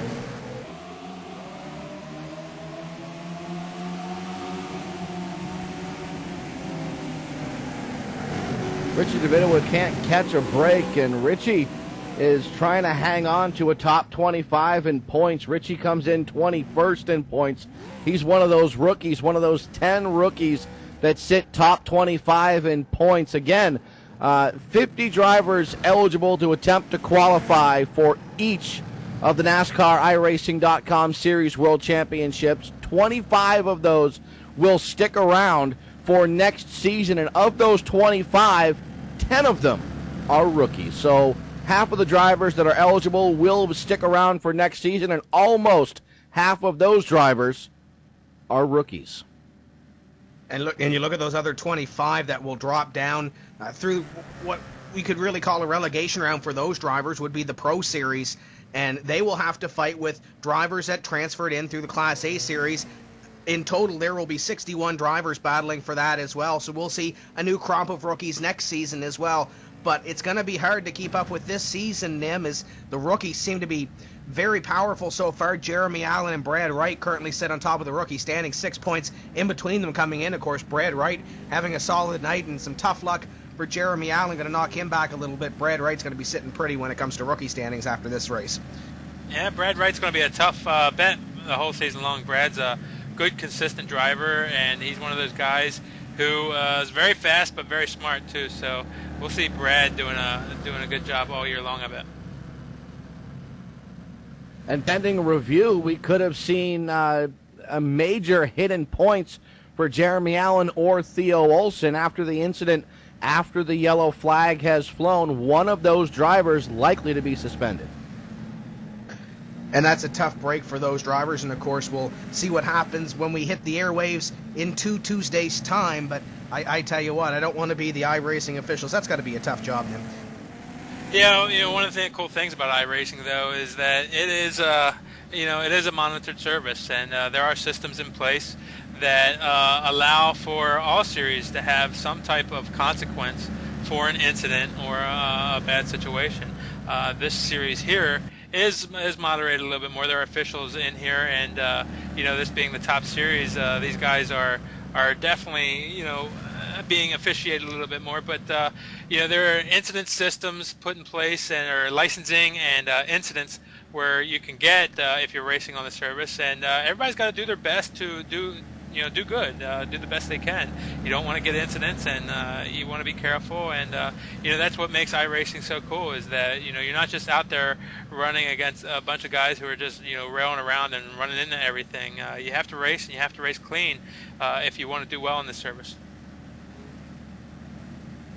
And that's where safety rating comes into play, and it's where a lot of different other things come into play in the protest system and the penalty point system, and all the different systems that are put in place here within the iRacing service are put into place to reward clean driving and to penalize those that have contact and get into difficulties on the racetrack. And whether that difficulty is your own fault or not, just as in the physical world of racing, really in all terms, kind of irrelevant, Tim. Indeed, you're right. And speaking about difficulties, one difficulty that hasn't plagued Ray Alfala has been his restart, to see if he can do it again. Green flag flies, Josh Berry keeps with him, but still Ray Alfala gets out by about a car length over the second place driver. Yeah, round 1-2, everybody double wide back through the whole field. Alfala gets out front. Davies right there with him as Josh Berry looks underneath, going in corner number 3. Everybody's starting to get singled out right now, and this is where we have problems. As they start to get singled out and everybody heads down to that inside line, that's where all the checking up happens and the bumping happens, and that's where we get some problems.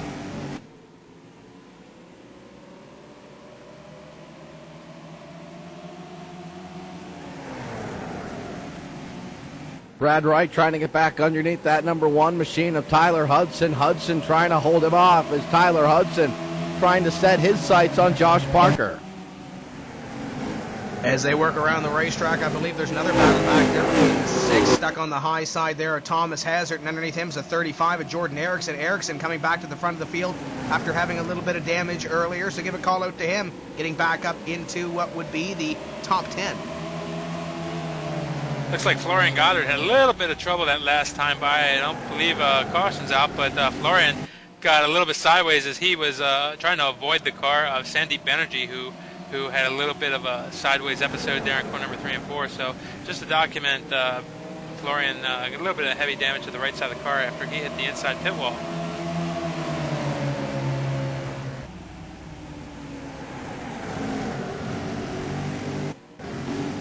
.14 starting to lose some ground here. That's Brad Wright. Brad Wright passed up by Steve Sheehan. Now here comes the number 21 machine of John Gorlinski down to the inside. Brad Wright starting to slide back just a little bit. Indeed, he is sliding back in the late run as we're closing in on 50 laps to go. We'll have 58 to go. This time by Josh Parker closing up on Josh Berry for position at number 3. And that's going to be a fantastic battle as Parker starting to rise to the top. He knows when the final 50 laps are coming in.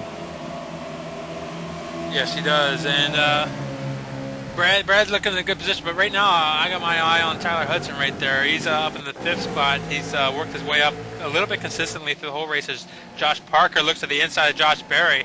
Berry lets off the gas right there and lets him get back in line, so Berry can get back in line, not be held up. But Parker up to 3rd spot. Josh and Josho continues once again. Josh Parker, Josh Berry. We've seen these two drivers battle it out numerous times in the past. Caution flag is out. The 25 of Pedro Mojica is involved. I believe Justin Trombley is also involved in the number 7 as he grabs a gear and gets going again. That's a tough break for them as we see caution flag happening once again. Yeah, this all happened in corner number 3 and 4. Looks like going down in the corner of the 20 car. Actually, looked like the 30 car got in the back of somebody there, Nolan Scott, and that sent him spinning around. Pedro around, and 2 cars up into the wall, the 7 car and the 30 car. I believe the 7 car is Justin Trombley.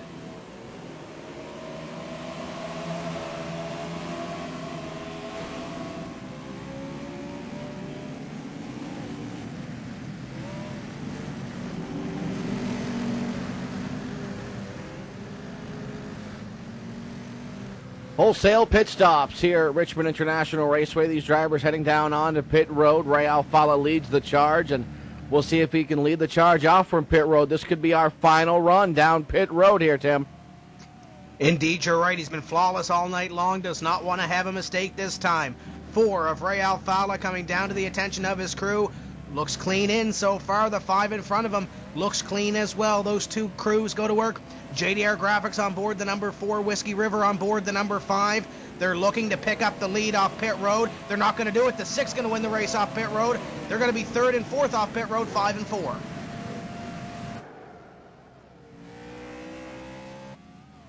Sounds like my locker combination.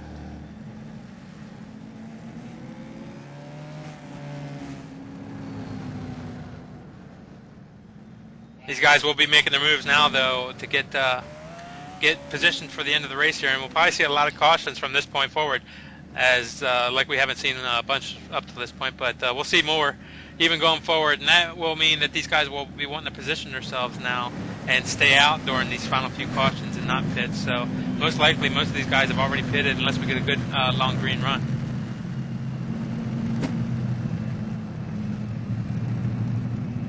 Yeah, I tend to believe that we are done seeing pit stops. I don't think that the majority of these drivers, at least the front runners, will come back down pit road. Anybody outside the top 15 may come down pit road and get some tires, maybe top off the fuel tank, or maybe not top off the fuel tank, just get some tires, whatever they feel they need to do to get some sort of an advantage. If you're in the back of the pack, why not, get some tires? But front of the field, I don't think they are done. I think they are done pitting. I don't think we'll see them on pit road again, Tim. We've seen track position be so key here at Richmond, and most of the short tracks, as we've seen a lot of caution flags, so I do believe that we're done as well. But if something happens that your leader, who is currently Derek Wood, would come down pit road with those guys behind him, I'm sure he might very well, or those guys might very well follow him, especially if we get to a point with maybe 30 laps to go. But it's a catch-22 situation, Nim. I believe we're done pitting just because of the fact that track position is so key here. Yeah, we're done pitting, but a lot of these guys have just made some position up, kind of compromising their last pit stop a little bit. Wood's up front, Hazard's up front, Jordan Erickson's up front. These guys weren't up front the last pit stop, so that tells me that they probably only took 2 tires.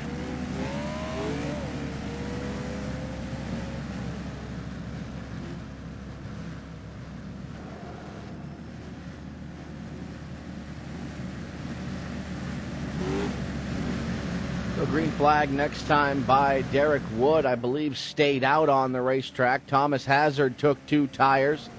Jordan Erickson took 2 tires. Brad Davies, I believe, the first driver that took 4 tires. Then it's Ray Alfalo with 4 tires. Josh Berry with 4. Josh Parker with 4. And the rest of the drivers behind them with 4 tires. So we'll see what these drivers have with what strategies they have decided to enact.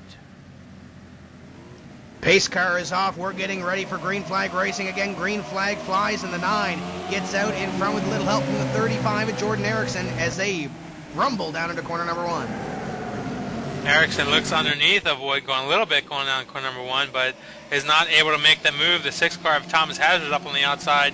He's trying to place his car into the best position. He is your point leader right now. Stuck up there on the outside. He's going to want to get down to that inside lane. This is exactly what Derek Wood needed. He needed these drivers to get caught up side by side behind him. Trouble. This is why he brought him down slow. Trouble behind him. Oh, and Brad Davies involved in this one. I tell you what, hard lick in the wall for Davies. The 1 is also involved of Tyler Hudson, and the 5 is dog tracking the wrong way as he goes down the back straightaway.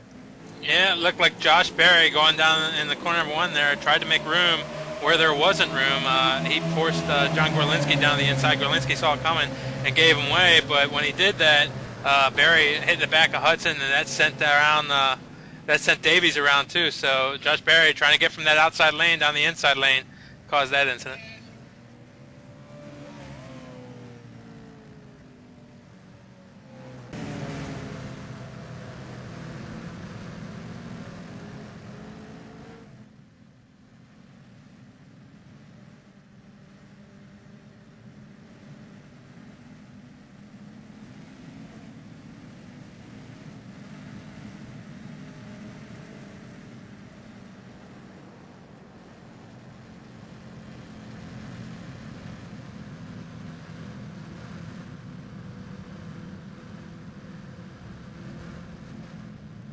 Do believe we're going to hook up Boots of Car Communications. Tim Terry, I think you've got yourself hooked up with Josh Lawton. Indeed, I do. Josh Lawton down on pit road, 40th place here this evening. Josh, what put you out of this race? A couple cars were parked on the track when we were getting ready to go green. Had got turned there going into 3 and back around the fence, had a little bit of damage, and we pitted and we got the one to go, and a couple of us were hustling and come around a corner and seen 2 cars sitting on the track and tried to swerve and just hit him, and just pretty disappointed. Had a great car, had a top 10 car I think easily, and probably a top 5. It was that good, and just real disappointed in it. Had a great season so far coming into this event. Joshua Lawton currently sitting 18th place in the point standings, coming in 6th in the rookie standings.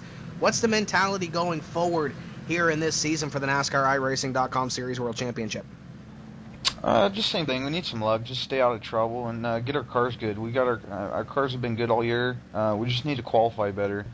And I think if we can get up front, we can stay there. It's just a matter of track position is so key in this series. And we just, like I said, we just need to stay out of trouble, keep our nose clean, and just keep digging.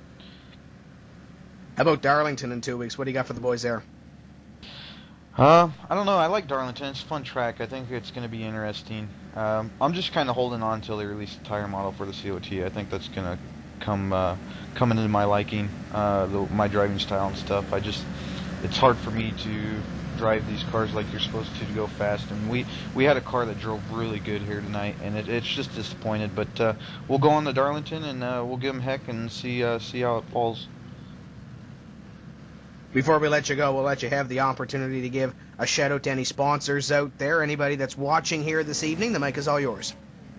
I just need to thank Simbu for coming on board this year and sponsoring me for the DWC series. I got a Hot Lap Radio on there, awesome radio show. Everyone needs to check that out. It's every other Tuesday on the odd days that the DWC runs, so everyone needs to go check that out. And need to thank all the guys at Willman Inc. for their hard work, man. We're making progress and we're getting faster, so that's something to look forward to. There we go. There's Joshua Lawton credited this evening with a 40th place finish, but Nim, it's not indicative of how he's ran this season, coming in 18th place in the point standings. Yeah, he's definitely has some good runs, and he's one of those drivers.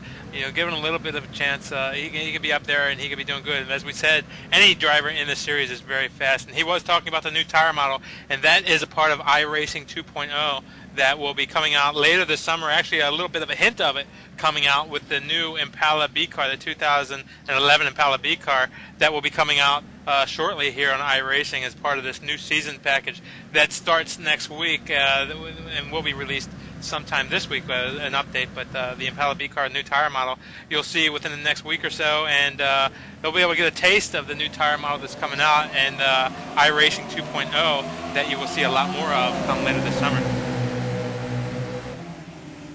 4 wide, going towards turn number 1. This almost never works, and oh my goodness, it somehow worked this time. They made it through turn 1, they made it through turn 2, and they made it down the backstretch. Somehow they made it work 4 wide, Tim.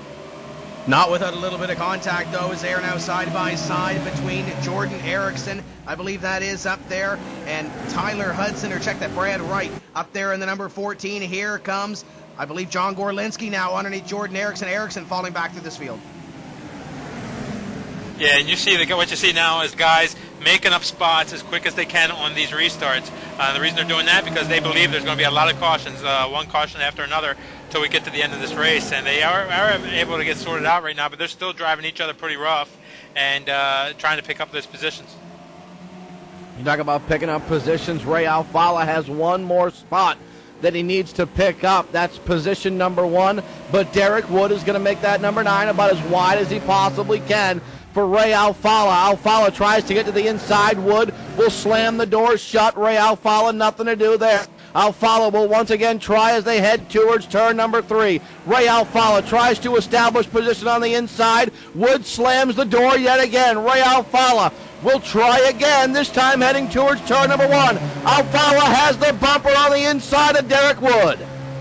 And now he has a whole car there side by side. Give the 4 the position. Ray Alfala to the lead. Here comes Josh Parker. Parker flashes the bumper down low with the number 9. Side by side they go. Parker has the whole car there. 39 laps to go this time.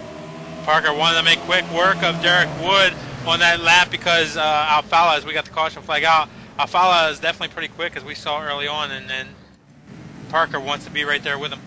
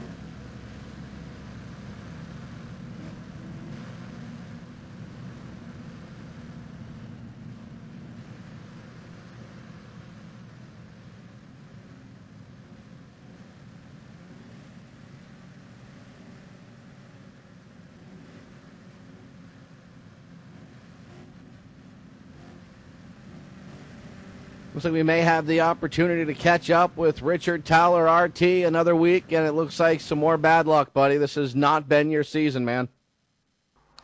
No, it really hasn't. I mean, we just taking it easy there. And then I think it was Patrick Fogel got loose in front and just caused a checkup and got spun out.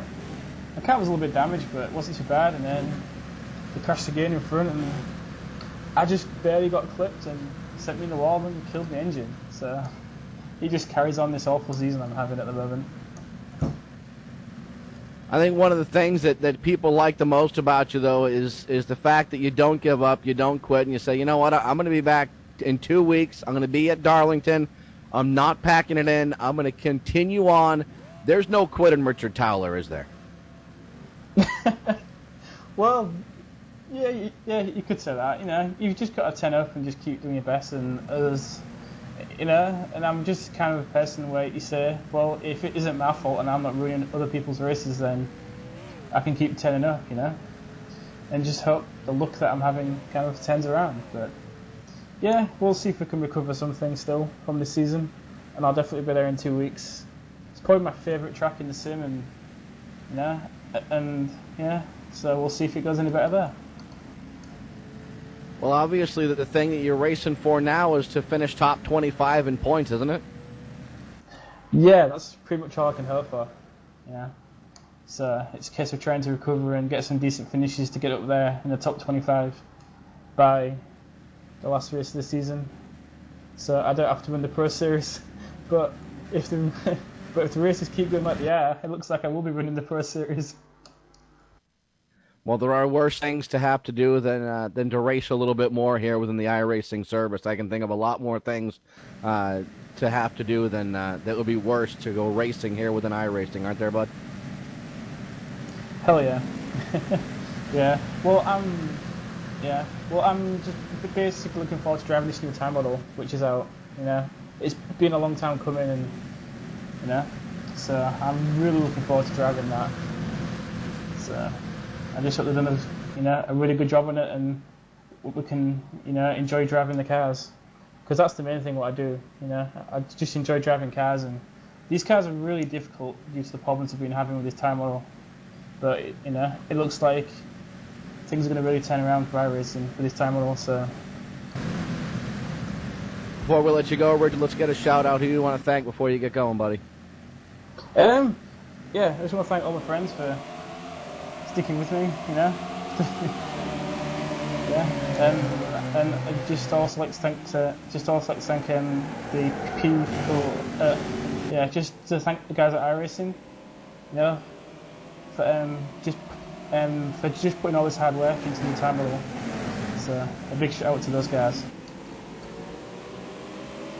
All right, there you go. That's Richard Towler. We're back to Green Flag Racing, and Tim, the action. She's a hot and she's a heavy.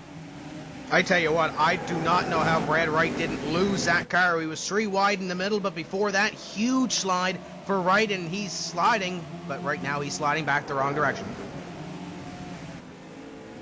Yeah, and this time through corner number 3 and 4, it looks like Hazard tried to cut down on John Gorlinski right there and cut him off a little bit, but Gorlinski wasn't having any of it, and that puts Hazard up on the outside. Now Josh Berry's going by also.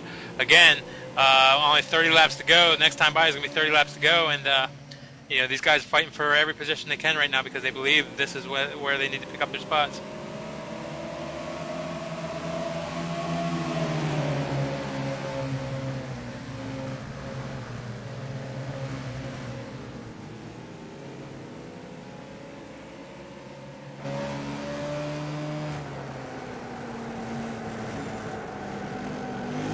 You ride on the roof with Josh Berry, and looking ahead, you see John Gorlinski trying to find his way around Derek Wood. Gorlinski trying to get his run down to the inside of Derek Wood. He establishes that position. Wood stays to the high side. Gorlinski gets by. Here comes Berry down to the inside of Wood as well. Josh Berry looking to pick up one more position. And meanwhile, the number 9 on the outside line starting to slide back a little bit as we have a couple of cars smoking the tires in corner number 3. Yeah, it looks like we got a car up in the wall in corner number 3 too. We'll have to check to see who that is. Looks like the 18 car of Byron Daly up in the fence in turn number 3.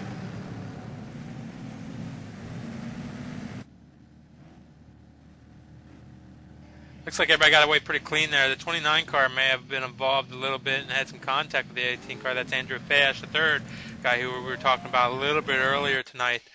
As they were at a 3 wide going down the corner number 1, 18 car was up on the outside. Maybe didn't realize they were 3 wide as a 35. They weren't 3 wide going in the corner, but the 35 looked like he tried to make it 3 wide as they went in. And late in the race, the 9 of Derek Wood decides, you know what, I've stayed out as long as I can. I'm a sitting duck out here. I'm going to pit. So Derek Wood comes down pit road, and he will lose a lot of positions on pit road. And there's not a whole lot of company down there on pit road either, Daryl. Thomas Lewandowski is down on pit road, as is Jordan Erickson. And I believe there's one more car down there. Indeed, it is Tyler Hudson in the number 1. So 4 drivers coming down onto pit road. Derek Wood's going to have a lot of time to make up and a lot of positions to make up in a short time to get there, Tim. Yeah, you don't want to be pitting at this point in the race. That's for sure. But Derek currently running in the 9th spot, at least last time by. We'll see what spot he comes out this time. He's going to be way in the back. We'll see where everybody lines up, and we'll get your field set up. We'll go back to green right after this. You're watching the NASCAR iRacing.com Series World Championship right here on PSR TV. Don't go away.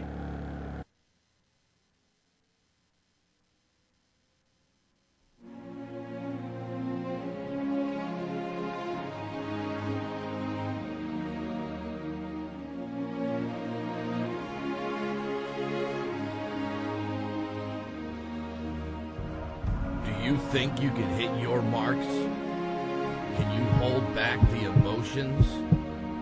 What about the nerves that float around when your number is called? Called for what? That one chance, that one lap to earn your way to the top of the Landon Castle qualifying challenge, brought to us by Simboot. Attempt to battle great names like Jason Lofing, Josh Parker, and Steve Sheehan as you go around the 1.3-mile oval for your chance to win $2,000. Enter for your chance to be the best at www.landoncastle.com/challenge.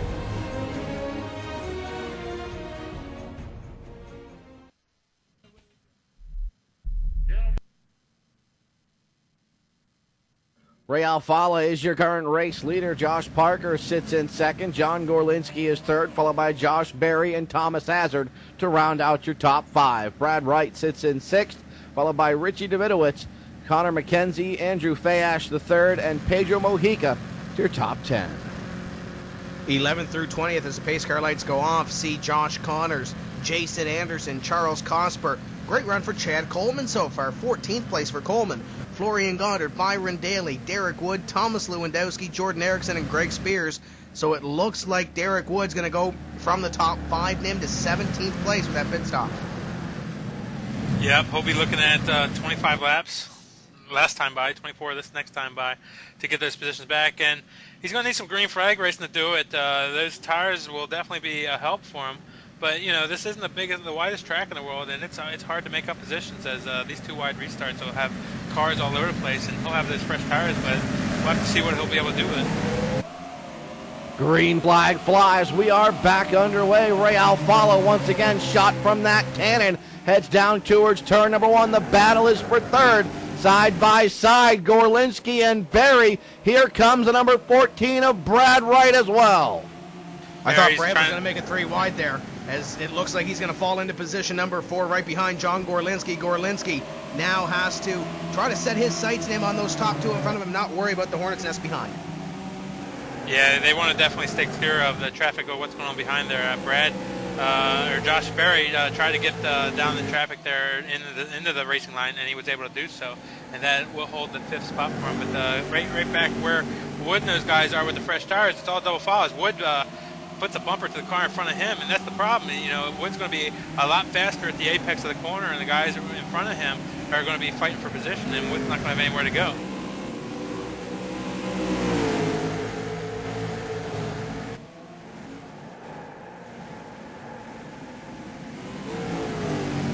Derek Wood finds himself in very heavy traffic, but with fresh tires. So he's able to work his way and navigate through that traffic, but we'll see if he can work his way up into a top 10 or maybe even a top 5 before this thing is all said and done. He needs green flag racing. Indeed he does. He moves underneath Florian Goddard to pick up a position. Now he sets his sights. I believe that might be Jason Anderson in front of him in the number 27. He's got a long way to go and a short time to get there. He's closing in, though, on Anderson. That would be for position number 13. Yeah, you know, he's probably not making up the spots as fast as he might have thought he wanted to, as we do have a caution flag on the track right now.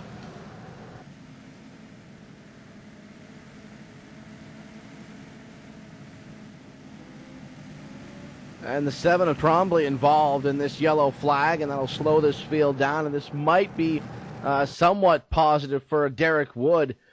Justin Trombley 5 laps down, and that'll retire Trombley. An unfortunate turn of events for Justin Trombley. And it'll also, what it'll do is it'll bring Ray Alfala back into line with the rest of these drivers behind him. It'll give everybody yet another shot at Ray Alfala.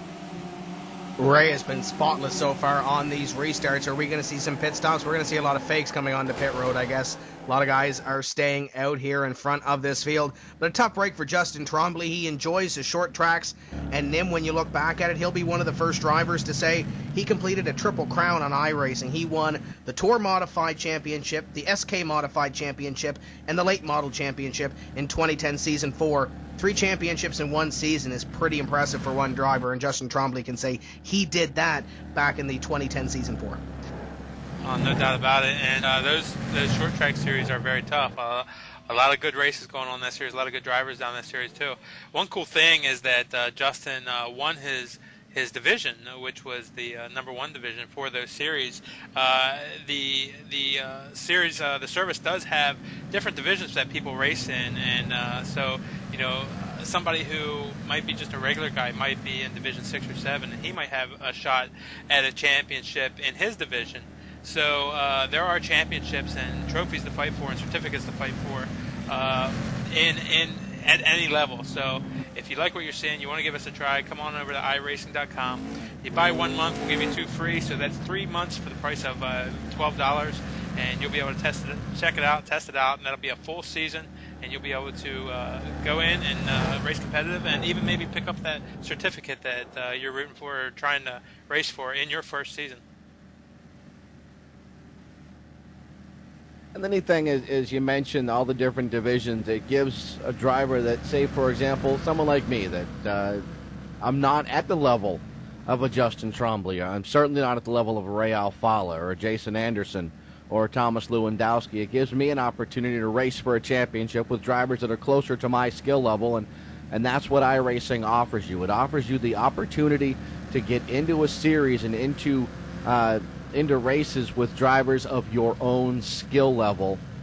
So you're not always going to be racing with drivers that are that much better or that you're going to be out there just destroying every week. And I think that happens to be, it's got to be one of the draws that has drawn so many people to iRacing, Tim, is the fact that this licensing system and this leveling system has really sort of evened the playing field, and it has offered up these drivers such great competition week after week after week, because these drivers want competition.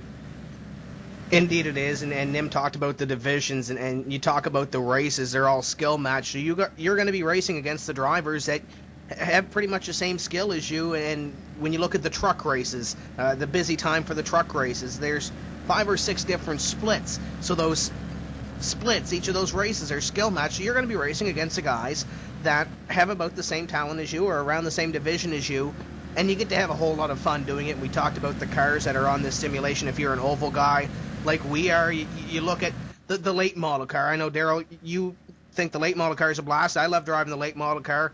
You start with the legend car and the street stock race car, and then there's just so much you can do over here on iRacing.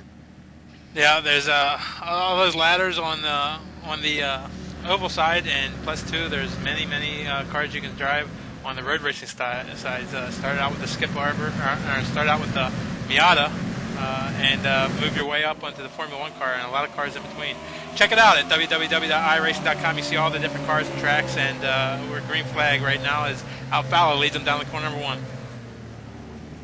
Ray Alfala leads. The battle is for 3rd place. Side by side, we see Gorlinski and Brad Wright as lots of smoke deep in the field. I think everybody might have made it down the backstretch, though. Oh, boy, one car way up the racetrack about mid-pack there, trying to get a number on that 36 car, the 36 driven. by Josh Connors way up the racetrack there as we go side by side for position number 4. Josh Berry moves underneath Brad Wright. Yeah, Barry picks up that spot coming out of corner number 2, going into 3 and 4 right now. Everybody single file back to the pack. 12 laps to go this time by, so we are down to it. Nobody seems to have anything for Alfalla. Alfalla's just been a little bit better than most everybody else tonight. Josh Parker laying it down, maybe the second best car here tonight, and doing a great job up there in second place. John Gorlinski making his way up in the 3rd very late here in the going.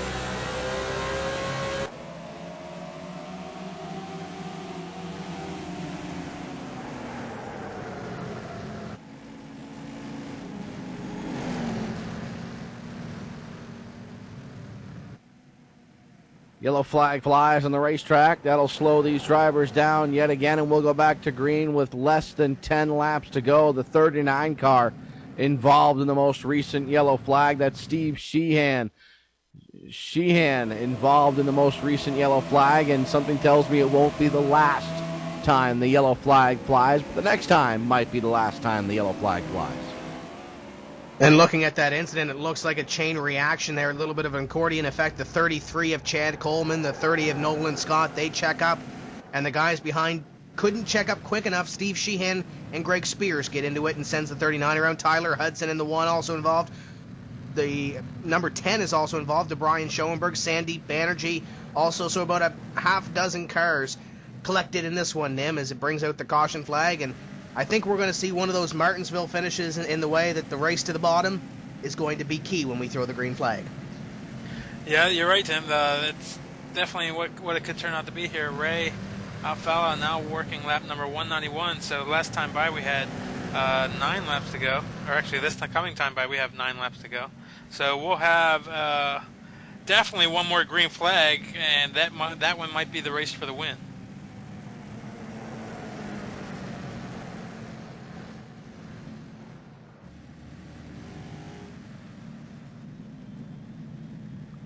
We're aware that we are having some technical difficulties. We apologize for the issue, and we are working to resolve those technical difficulties as we speak. So we're trying to get those issues resolved as we speak. So the technical difficulties, we're working on them, trying to get them fixed. Just bear with us, and we'll get everything fixed up for you, nice and shiny like you're used to seeing here on PSR TV. I don't know. Frosty must have made it into the production booth down there, Nim. I'm not sure if he was trying to offer them pizza or not, but nevertheless, we're back live here showing the live picture of Ray Alfalla leading Josh Parker around. Gorlinski, Berry, and Wright are your top 5, and I don't know if there's anybody that's going to be able to beat Ray Alfalla on this start. Ray Alfalla's been spotless so far.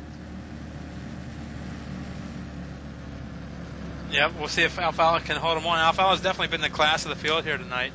As he has been in a lot of races tonight, and with Alfalla second in points, six markers behind Hazard. Hazard right now 6th in points, so that's your 6 points right there. Alfalla definitely led the most laps tonight. I don't think Hazard led a lap tonight. I'm not sure about that, but I don't think he has. So Alfalla should be able to pick up some of the spots if we had to finish the way it is now. We still got a few laps to go, so anything can happen.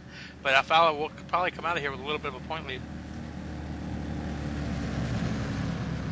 If they finish the way they are now, that's a big if.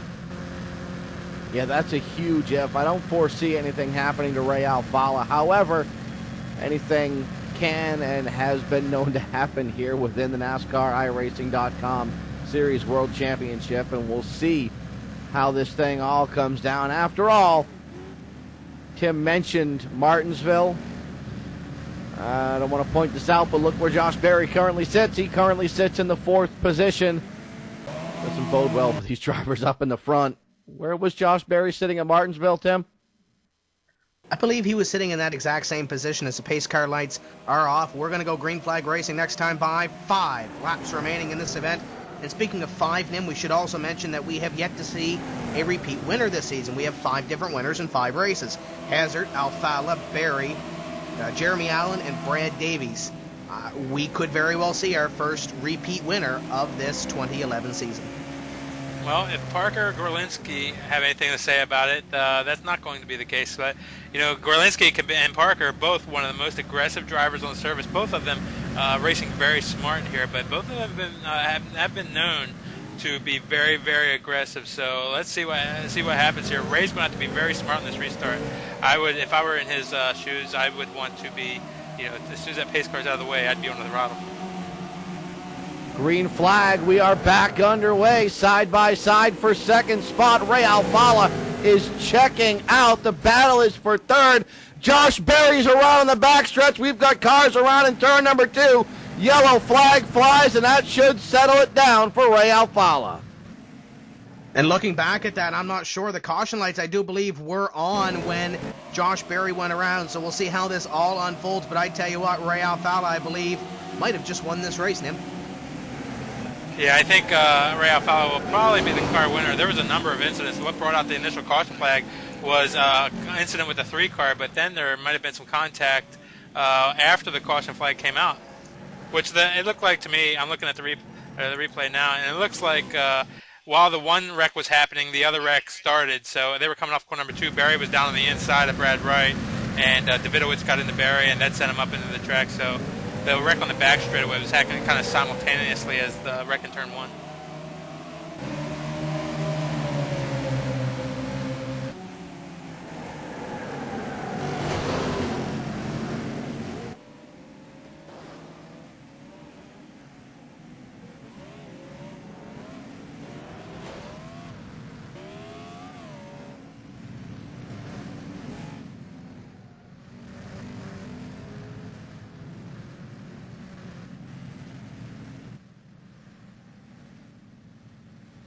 Looks like Ray Alfala will lock in the win. All he's got to do is just finish these last few laps. Josh Parker will lock down second spot, followed by Gorlinski, Wright, Davidowitz with a nice top 5 after what could have been a very rough night for Richie D, Tim.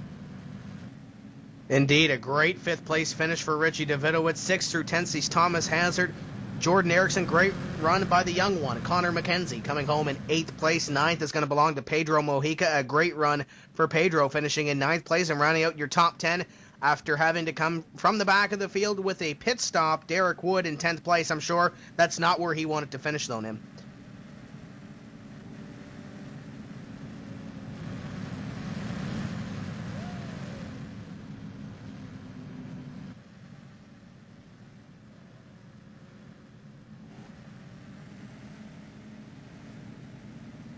Working lap 199 right now. We'll get the white flag this time by.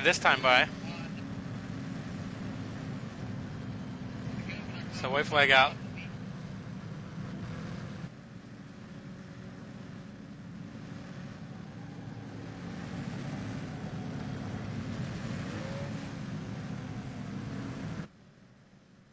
So the 199 laps complete, working lap 200. We will not be going back to green flag racing. This race will be complete next time by the stripe, and Ray Alfala will take home the race win. Josh Parker will take home second spot. John Gorlinski will take home a hard-fought third-place position finish, followed by Brad Wright, Richie Davidowitz, Tom Hazard, Jordan Erickson, Connor McKenzie, Pedro Mojica, and Derek Wood, who comes back and finishes in the 10th position after making a very late pit stop here in this one. Checkered flag flies, and it's going to be Ray Alfala taking home the win. Nicely done for Ray Alfala, our first repeat winner on the season. Fantastic job, and you want to talk about Ray Alfala, one of the drivers that occupies the dual credentials when it comes to the iRacing World Championship Series road racing. He's having an incredible season over there and having a fantastic season so far. And looking at Thomas Hazard finishing in 6th, it's going to be mighty close in the point standings. Ray Alfala might very well have this points lead once we leave this event.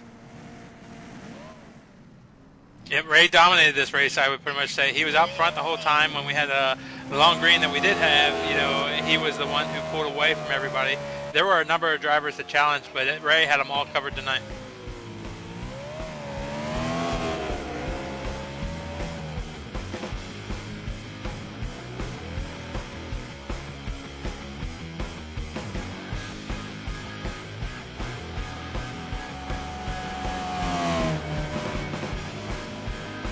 So So Ray Alvala takes the win, and he'll drift that JDR Graphics sponsored ride through turn number 4 and around here on the front stretch. And Ray Alvala takes home the win in the number 4 JDR Graphics sponsored ride. We'll take a break and see if we can't talk to Ray Alvala at the conclusion of this one. It's Alvala, Parker, Gorlinski, your top 3 here at Richmond International Raceway.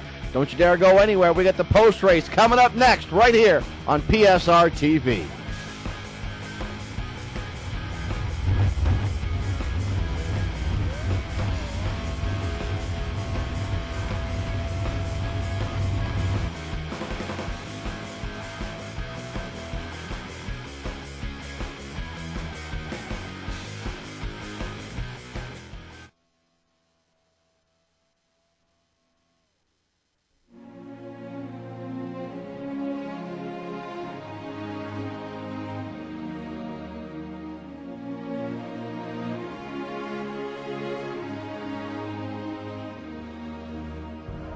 Do you think you can hit your marks? Can you hold back the emotions? What about the nerves that float around when your number is called? Called for what? That one chance, that one lap to earn your way to the top of the Landon Castle qualifying challenge, brought to us by Simboot. Attempt to battle great names like Jason Lofing, Josh Parker, and Steve Sheehan as you go around the 1.3-mile oval for your chance to win $2,000. Enter for your chance to be the best at www.landoncastle.com/challenge.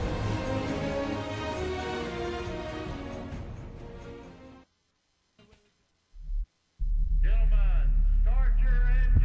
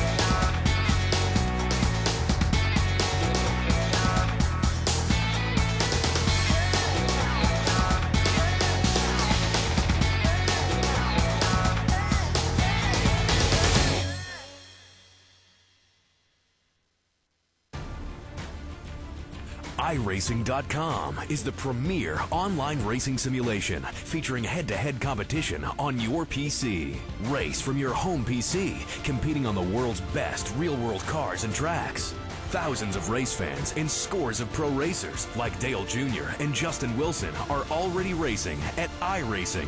Experience the thrill of victory yourself and go racing today at iRacing.com.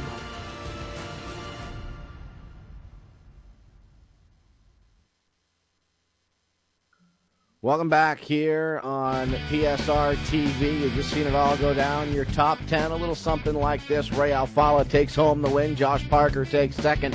Third goes to John Gorlinski. Fourth is Brad Wright, followed by Richie Davidowitz. Thomas Hazard takes sixth. Seventh is Jordan Erickson. Eighth is Connor McKenzie. Ninth is Pedro Mojica. Rounding out your top 10 is Derek Wood. Only 2 drivers in the top 10 led a lap here tonight. Derek Wood leads 15 laps, and 146 laps led go to Ray Alvala. Indeed they do, Darryl. Brad Davies leads 10 laps, and there's a couple of drivers at the back that led the 1 lap to get the bonus points. So trying to think about points early in this season is what a couple of those drivers did. We did have 10 lead changes here this evening. Yeah, had 10 lead changes. It was a phenomenal race, and overall, Nim Cross, another great race here with the drivers of the NASCAR iRacing.com Series World Championship. Well, good race here at Richmond. A lot of caution flags, and the drivers will definitely want to get that sorted out. But we'll go here from the confines of Richmond to one of the easier tracks on the schedule, and that'll be Darlington in just a couple weeks. And we know that track's pretty easy, right, Daryl? Oh, it's one of the easiest tracks on the schedule. These guys will have right. It's one of the hardest tracks you're going to find anywhere. We're going to pitch down to Victory Lane, where our buddy Tim Terry has caught up with our race winner, Ray Alfalla. Tim? Ray Alfalla has just climbed out from the race car. Ray, I tell you what a race that was. Walk us through a night at Richmond. Oh, thanks, man. I don't know. Probably my best win as far as just having a good car and closing the deal, which I continuously failed to do last season. And yellows fell right. Everything was great as far as strategy. I knew my car was good going into the race. Didn't expect to qualify up front. I just wanted to start in the top 10. I knew I could pass people after about 5 or 6 laps. I seemed to keep my right rear on it pretty good, and started up second. And got my Brad there early, and unfortunately the pit crew sent me back to like 5th a couple times. But I don't know. Everything just played out. The restart seemed to be key as well this evening. How many times did you practice those restarts here in the past week? None. There's not much to practice except just, don't mess up. I've had, my practice has been failing hard on restarts in the past, especially Martinsville.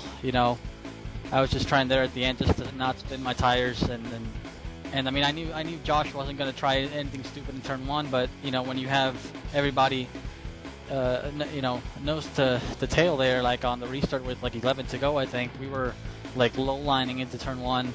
Gorlinski was behind them, and then everybody else was piling in behind us. It's same deal that happened at Martinsville, where I was in the lead, but I still got hit from like 5th place. So if you can make it through 1 and 2, I was good to go after that. And a lot of excitement on the restarts. 4 wide on one of the restarts as well. Just a fantastic run here. And of course, this being your second win of the season, the only repeat winner so far in 2011, that has to feel good too. Yeah, I just found out that was a 4 wide on the restart. I just thought we were 3 wide, so good thing we weren't 4 wide into the corner. But going into every season, I just want to win a race. Just as a personal goal, put myself in the win column at least once, and to be able to do it twice is just great. After you win the first one, definitely didn't expect to win Daytona. So it's like, well, what happens now? And it's like, well, just I guess keep winning, And but more than that, it's satisfying because I had the best car and I was able to win. Those are the most satisfying wins, I think. And another mini victory as well. Unofficially, you're up by 4 points in the point standings heading into Darlington. How do you preserve a slim point lead at a track like Darlington? Well, last year got 3rd there. Was contending for the win. We'll see what kind of changes the COT gets for this build. I know we're going to get some sort of surface changes. Might affect the handling just a little bit.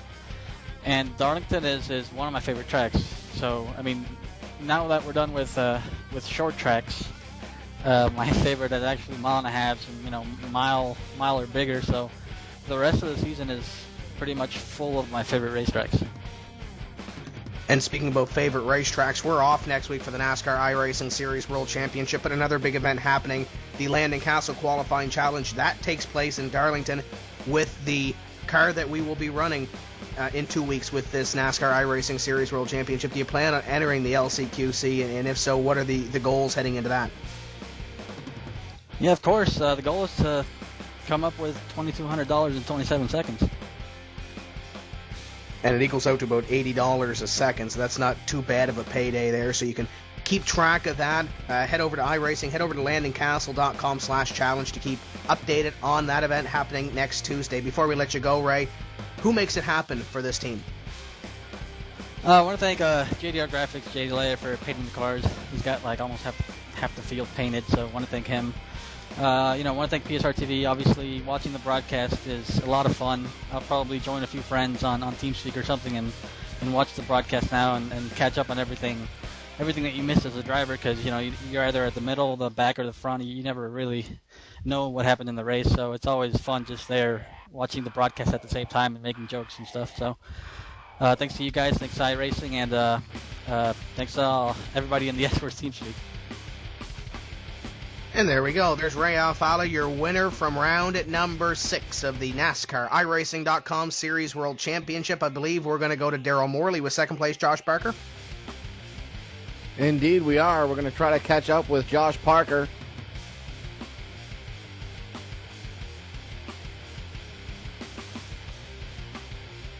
Me. Josh Parker, you wind up finishing second here as a solid run. There was just no catching Ray Alfala. He was a rocket ship here tonight, buddy. Yeah, he was quick. I really can't do anything. Ray was fast, and the clean air played a big picture. It would have been nice to get a good restart and see if we can go side by side into one and maybe keep momentum off into 3, but we couldn't. So I just I didn't want to push the issue and put me and Ray in a bad spot to where we would wreck and give up a chance to get some good points here. And I was just looking at the big picture there at the end, and hopefully it'll play out in the long run. Tell me about that 4 wide on that restart. A little bit of hectic action going off into turns 1 and 2. Yeah, I didn't plan on going 4 wide. I went 3 wide. I planned 3 wide, but the 4 wide just happened. I knew the 2 guys were in front of me were on 2 tires, and 1 car stayed out, which was Derek, and I wanted to get around them all as fast as possible. And I jumped on the first moment that came, and I got a good restart on Hazard, and so I went under him, and we ended up 4 wide, and everyone did a good job not wrecking, and it worked out pretty good. It got me up to second, I think, second or third. And yeah, it was pretty good. No one wrecked there. No, everybody kind of made it through there, got it down to 3 wide coming out of turn number 2, and down to a more manageable side-by-side down the backstretch. Overall, a pretty eventful night. We wind up with a caution-filled race, but that's kind of expected when you go to a place like Richmond, isn't it? Yeah, the tracks that we have on the schedule the last 3 or 4 races have been really tough. We have a little bit of a system in play now. Once we leave Darlington, I bet you Darlington's going to be a little bit the same way. Once we get out of Darlington, we're going to have some clean races. It's exactly how it played out last season. The first 5 or 6 were troubled, and everyone was questioning the series and how we're going to race. And we went the last half with green flag pit stops in almost every race. So I expect a little bit of the same thing here next in about 2 or 3 races. We try to explain to some of our viewers just how difficult this car is to drive. Is there any way to kind of encapsulate just how difficult this car is to drive? This thing, to say it's a handful, is the understatement of a lifetime. Yeah, it really is. Some people get the picture in the head that you're turning right to be fast. That's part of it, but you're going to do it by being smooth. You can't be just turning right and having your rear end, your front end chasing your rear end. All 4 tires are going to be working together and keep the momentum off the turns. It really is a handful. It's like driving on 4 skis and then trying to get them all to work with each other there. So we'll see. Hopefully a new tire model. We'll get a taste of it on a new NiSWC car. We'll get to play around with it a little bit. Maybe get a little preview of what it's going to be like on the COT. I know that's something everybody's been looking forward to. You're also looking forward to Darlington coming up in 2 weeks. In 1 week, you get a little bit of a taste of Darlington. Are you going to be entering that Landon Castle qualifying challenge? Yeah, I'm in it. I'm going to try to see if I can win some money. Hopefully everyone will sign up. Landon's a really good guy. The deal he's putting on is really cool. Junior's putting up some money for each class championship. So if you're you got a D-class license and you don't think you can compete to win, you can still compete for your class championship and bring home, I think it's like $200, $250. That's presented by the Dale Jr. Foundation. So anyone should enter. It's only $10. You have a chance to win $200 or $2,000. So it's a pretty good reward if you can make it happen. And of course, you get the opportunity to be part of something very special, and it's only the second time it's ever happened. That's the Landon Castle Qualifying Challenge, and plans already taking place for the third ever Landon Castle Qualifying Challenge, and rumors circulating that there could be a very, very big hitch, I guess you could say, in the third ever Landon Castle Qualifying Challenge. We don't want to let any cats out of the bag with that one. We'll let Landon kind of let the cat out of the bag with that one coming up in a week or so, if he chooses to let the cat out of the bag with the third ever Landon Castle Qualifying Challenge. But let's just say the second one won't be the last LCQC. Josh, before we let you go, I know that you got a lot of people that you want to thank, and you're very proud of the sponsorship on that car. Yeah, I got to thank SWAT for Men and Degree for Men. Like I said, they came on board in Martinsville, Junior Motorsports, Junior and everyone, all my teammates over there. Dump Gorlinski, who finished third. I kind of chopped him going into one there. Sorry about that, but it would have pretty interesting if we wrecked each other and see what would have happened there. But all the guys over at the Real and JD Laird, I always forget to thank him, but he's painted awesome cars. Half the field's painted by him, so thank him. And PSR TV, of course, not racing. None of this would be possible without you guys. There you go. That's Josh Parker, a buddy who finishes in the second position. We'll go to Nim Cross, who was caught up with John Gorlinski. Nim? Down here with John Gorlinski. John, you had a pretty steady run all night long. Having right around the 10th spot or so, back in middle pack, trying to keep a low, profile back there. And then towards the end of the race, you got yourself up into a good position, wound up in third place. Yeah, it was a long night. I lost my pro license in the middle of the week, and so I had to run a lot of Richmond to get it back. And I had almost, I think, close to 2,000 laps of practice for that race. So I was really prepared for it. The only problem is Richmond. If you start on the inside, you're good. If you start on the outside, you're bad. And it's like a conveyor belt until finally you get lucky enough to get up front. I probably had about a third place car. I'm happy to come out with that. I probably almost wrecked about 4 times, so it was a good night. Yep, definitely a good night. Third place will do you good in the point standings. That should possibly get you up. You're 14th in points coming in, and this might be able to get you up in the top 10 in points. Yeah, that'd be nice. I think they updated. I think I'm in 7th, which is pretty good considering I forgot to sign up for qualifying at Bristol. Yeah, you definitely got to be qualifying for the races. But any hairy moments in the race or any scary things going on? How did your race go? I'd say it's pretty uneventful until they went 4 wide in turn 1. Then it got eventful. I didn't know Barry was underneath me. I'm focused on everyone trying to wreck in front of me, and I ended up pinching Barry and almost getting myself wrecked. Somehow we all straightened it out, and then I guess at the end of the race there, Parker decided I could somehow make turn 1 without any room, but that's no big deal. Well, Richmond, tough short track, definitely some fender banging going on. Go into Darlington next in 2 weeks from now. How do you fare for that race? I like Darlington. I was running good there last year, got caught up in another wreck, but it was I was running up front. Hopefully I can do the same in 2 weeks. All right, tell us about your sponsors. I'd like to thank Wrangler and JR Motorsports for coming on board this season. And I'd like to say hi to my mom and dad if they're still awake. They might have fallen asleep. Hello to Mrs. and Mr. Gorlinski and John Pudom, a third place finish here today. Daryl, these guys seem to be looking forward to Darlington. Darlington, one of the hardest tracks on the schedule, but it is the favorite of a lot of drivers because it's fun to drive.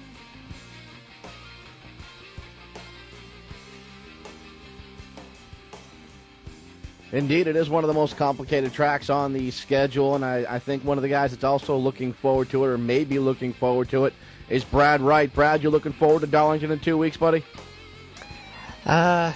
Simply put, no, I'm not. It's not one of my better tracks, and the racing there is tighter than Richmond and Martinsville and Bristol, so no, I'm not looking forward to it at all. Well, let me ask you this. Were you looking forward to Richmond at all tonight? To be honest with you, no. Short tracks aren't really in my category of favorite racetracks. I'm more of a speedway kind of guy, and I just can't really. I seem to produce some good results here on these short tracks, but they're not my choice of track.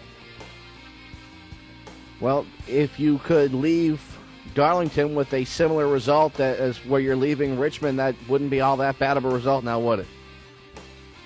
No, actually, it'd be pretty good, and I'd be pretty happy with that, but it's a tough track, and it's a lot more tire racing, and the way this series is with the competition, it's hit or miss whether or not, you get into the big one or not. And at the short tracks, it's here, competition's close, and it's whether or not hit or miss you finish. We've mentioned how close the competition is before. Can you kind of explain to our viewers just how difficult it is to work your way through traffic here within the NASCAR iRacing.com Series World Championship? It's darn near impossible, isn't it? Yeah, it is. When you have 43 guys that are running within tenths of each other, it's very difficult. And qualifying is important. I had to find out that the hard way at Vegas, and I was able to make my way up there to top 10. But it's about impossible with how close these times are and how good these drivers are. Well, we had a rather eventful evening here at Richmond International Raceway. You qualified fourth, you finished fourth, but that wasn't the entire story. You had some interesting moments on the racetrack, didn't you? Yeah, I did. Plenty of 3-4 wide racing there about last half of the race, which is something you usually don't see at Richmond. Yeah, but that's what you had to do to get by these race cars. You have 43 guys out there contending for the win. And that's just what you got to do. It's not how I like to race because it's pretty hairy, especially on short tracks. But if I got to do it, I got to do it. Before we let you go, so you can work on your setup for Darlington, because I know you guys get to work as quickly as you can for your sets for the next for the race in 2 weeks. Let's find out about your friends, your sponsors, friends, family members. Who helped Brad Wright get the job done? This week, Jeremy Allen played a pretty big role in helping me get through Richmond. And everybody at Main Performance Racing, they do a great job week in and week out with giving me ideas and set up tips. You got to thank them guys a lot. And Michael Main at Main Performance PC, he's on my car this year, and Abudu gave me cockpits. They helped me a lot too. I just want to, just thank them guys and, get with them for Darlington. There you go. That's Brad Wright. He finishes in the fourth position. We'll pitch it back to our buddy Tim Terry, who was caught up with a guy they're just going to simply call Richie D. Richie Davidowitz. Richie Davidowitz coming home in position number 5. And speaking about drivers who had an eventful night, you had an eventful night here at Richmond. Walk us through an evening at the Richmond International Raceway. Very rough for me, Tim. It was pretty much a roller coaster. You can't describe it any other way for me. Just up, down, the whole race. And coming home with a 5th place position, the roller coaster ends on a high. Looking forward to the point standings here as well. 20th place coming in, you're going to gain a bunch of positions in the point standings. Looking down here, unofficially 15th place heading out. That has to be a chalk in the win column too. For sure. I just trying to get some good solid runs in, since I had not such a great start to the season with 2 wreck outs and not a great finish at Talladega. I think this is my 3rd top 5 for this season out of all the races so far, so that's a good confidence booster for me. I'm just going to try to keep plugging away at it, get some more points. And we'll head to Darlington in 2 weeks' time to add some more points to that total. What are the expectations heading into Darlington? Oh man, it's gonna be pretty much blindfolded for me. I'm not too great at 1.5-mile tracks. I gotta work on that program a lot, get a lot better. So we'll see. Hopefully it'll be a good solid run, like it has been for me at all 3 of the short tracks so far. And we asked a couple of guys a little bit earlier on. You're no stranger to the Landing Castle qualifying challenge. What are the expectations for 1 week from this evening when you head into Darlington there? I still have to sign up. I hope to better where I finished in the last qualifying challenge. I finished third, so gonna try and step it up and win that $2,000.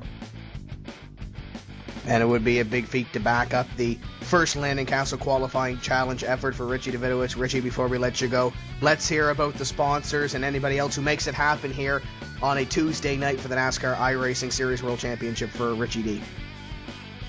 First, I have to thank Michael Main at Main Performance PC and Obudo Gaming Cockpits for the sponsorship. And next, I got to thank everybody at Main Performance Racing: Josh Berry, Thomas Hazard, Daniel Pope, Brad Wright, Patrick Fogel, Jeremy Allen, Jordan Erickson. If it wasn't for those guys, I probably wouldn't be as competitive, and it'd be a lot less enjoyable if I was not racing with them. And there we go. There's Richie Davidowitz finishing in the 5th place position. And Daryl, we got that big event coming up here next Tuesday. It's the Landon Castle Qualifying Challenge, and Ray mentioned with the bonus, it's about $2,200 to win. 27-second lap around Darlington, $81 a second. Somewhere in that range. It's a lot of money a second. It's a heck of a lot more than I make. That'll be live, by the way, on the other network. WebRacingNetwork.com is the address for that. And yes, we're allowed to mention that. We've been given the okay. Don't worry. It's cool. Nobody's going to get in trouble. It's all right. And by the way, Hot Lap Radio will be the live lead-in show for that one. So that should be a lot of fun. HotLapRadio.com, as Landon Castle will be one of the guests on Hot Lap Radio just a couple hours before the Landon Castle Qualifying Challenge hits the air. We will see you in 2 weeks from Darlington Raceway. That should be a lot of fun. That's 2 weeks from tonight, right here on PSR TV, the home for the NASCAR iRacing.com Series World Championship. On behalf of Nim Cross and Tim Terry, and of course Ian Bushing and Zach Stanko and Chuck Johnson and Matt Racing Kid Thomas and everybody involved in putting these great broadcasts on, I'm Daryl Morley. Thanking you so much for tuning in. And Okahapola, don't forget about Okahapola. I'm Daryl Morley. Thanking you so much for tuning in and reminding you, keep a shiny side up and rubber side down, and always, always, always keep that hammer down. We'll see you next time right here on PSR TV.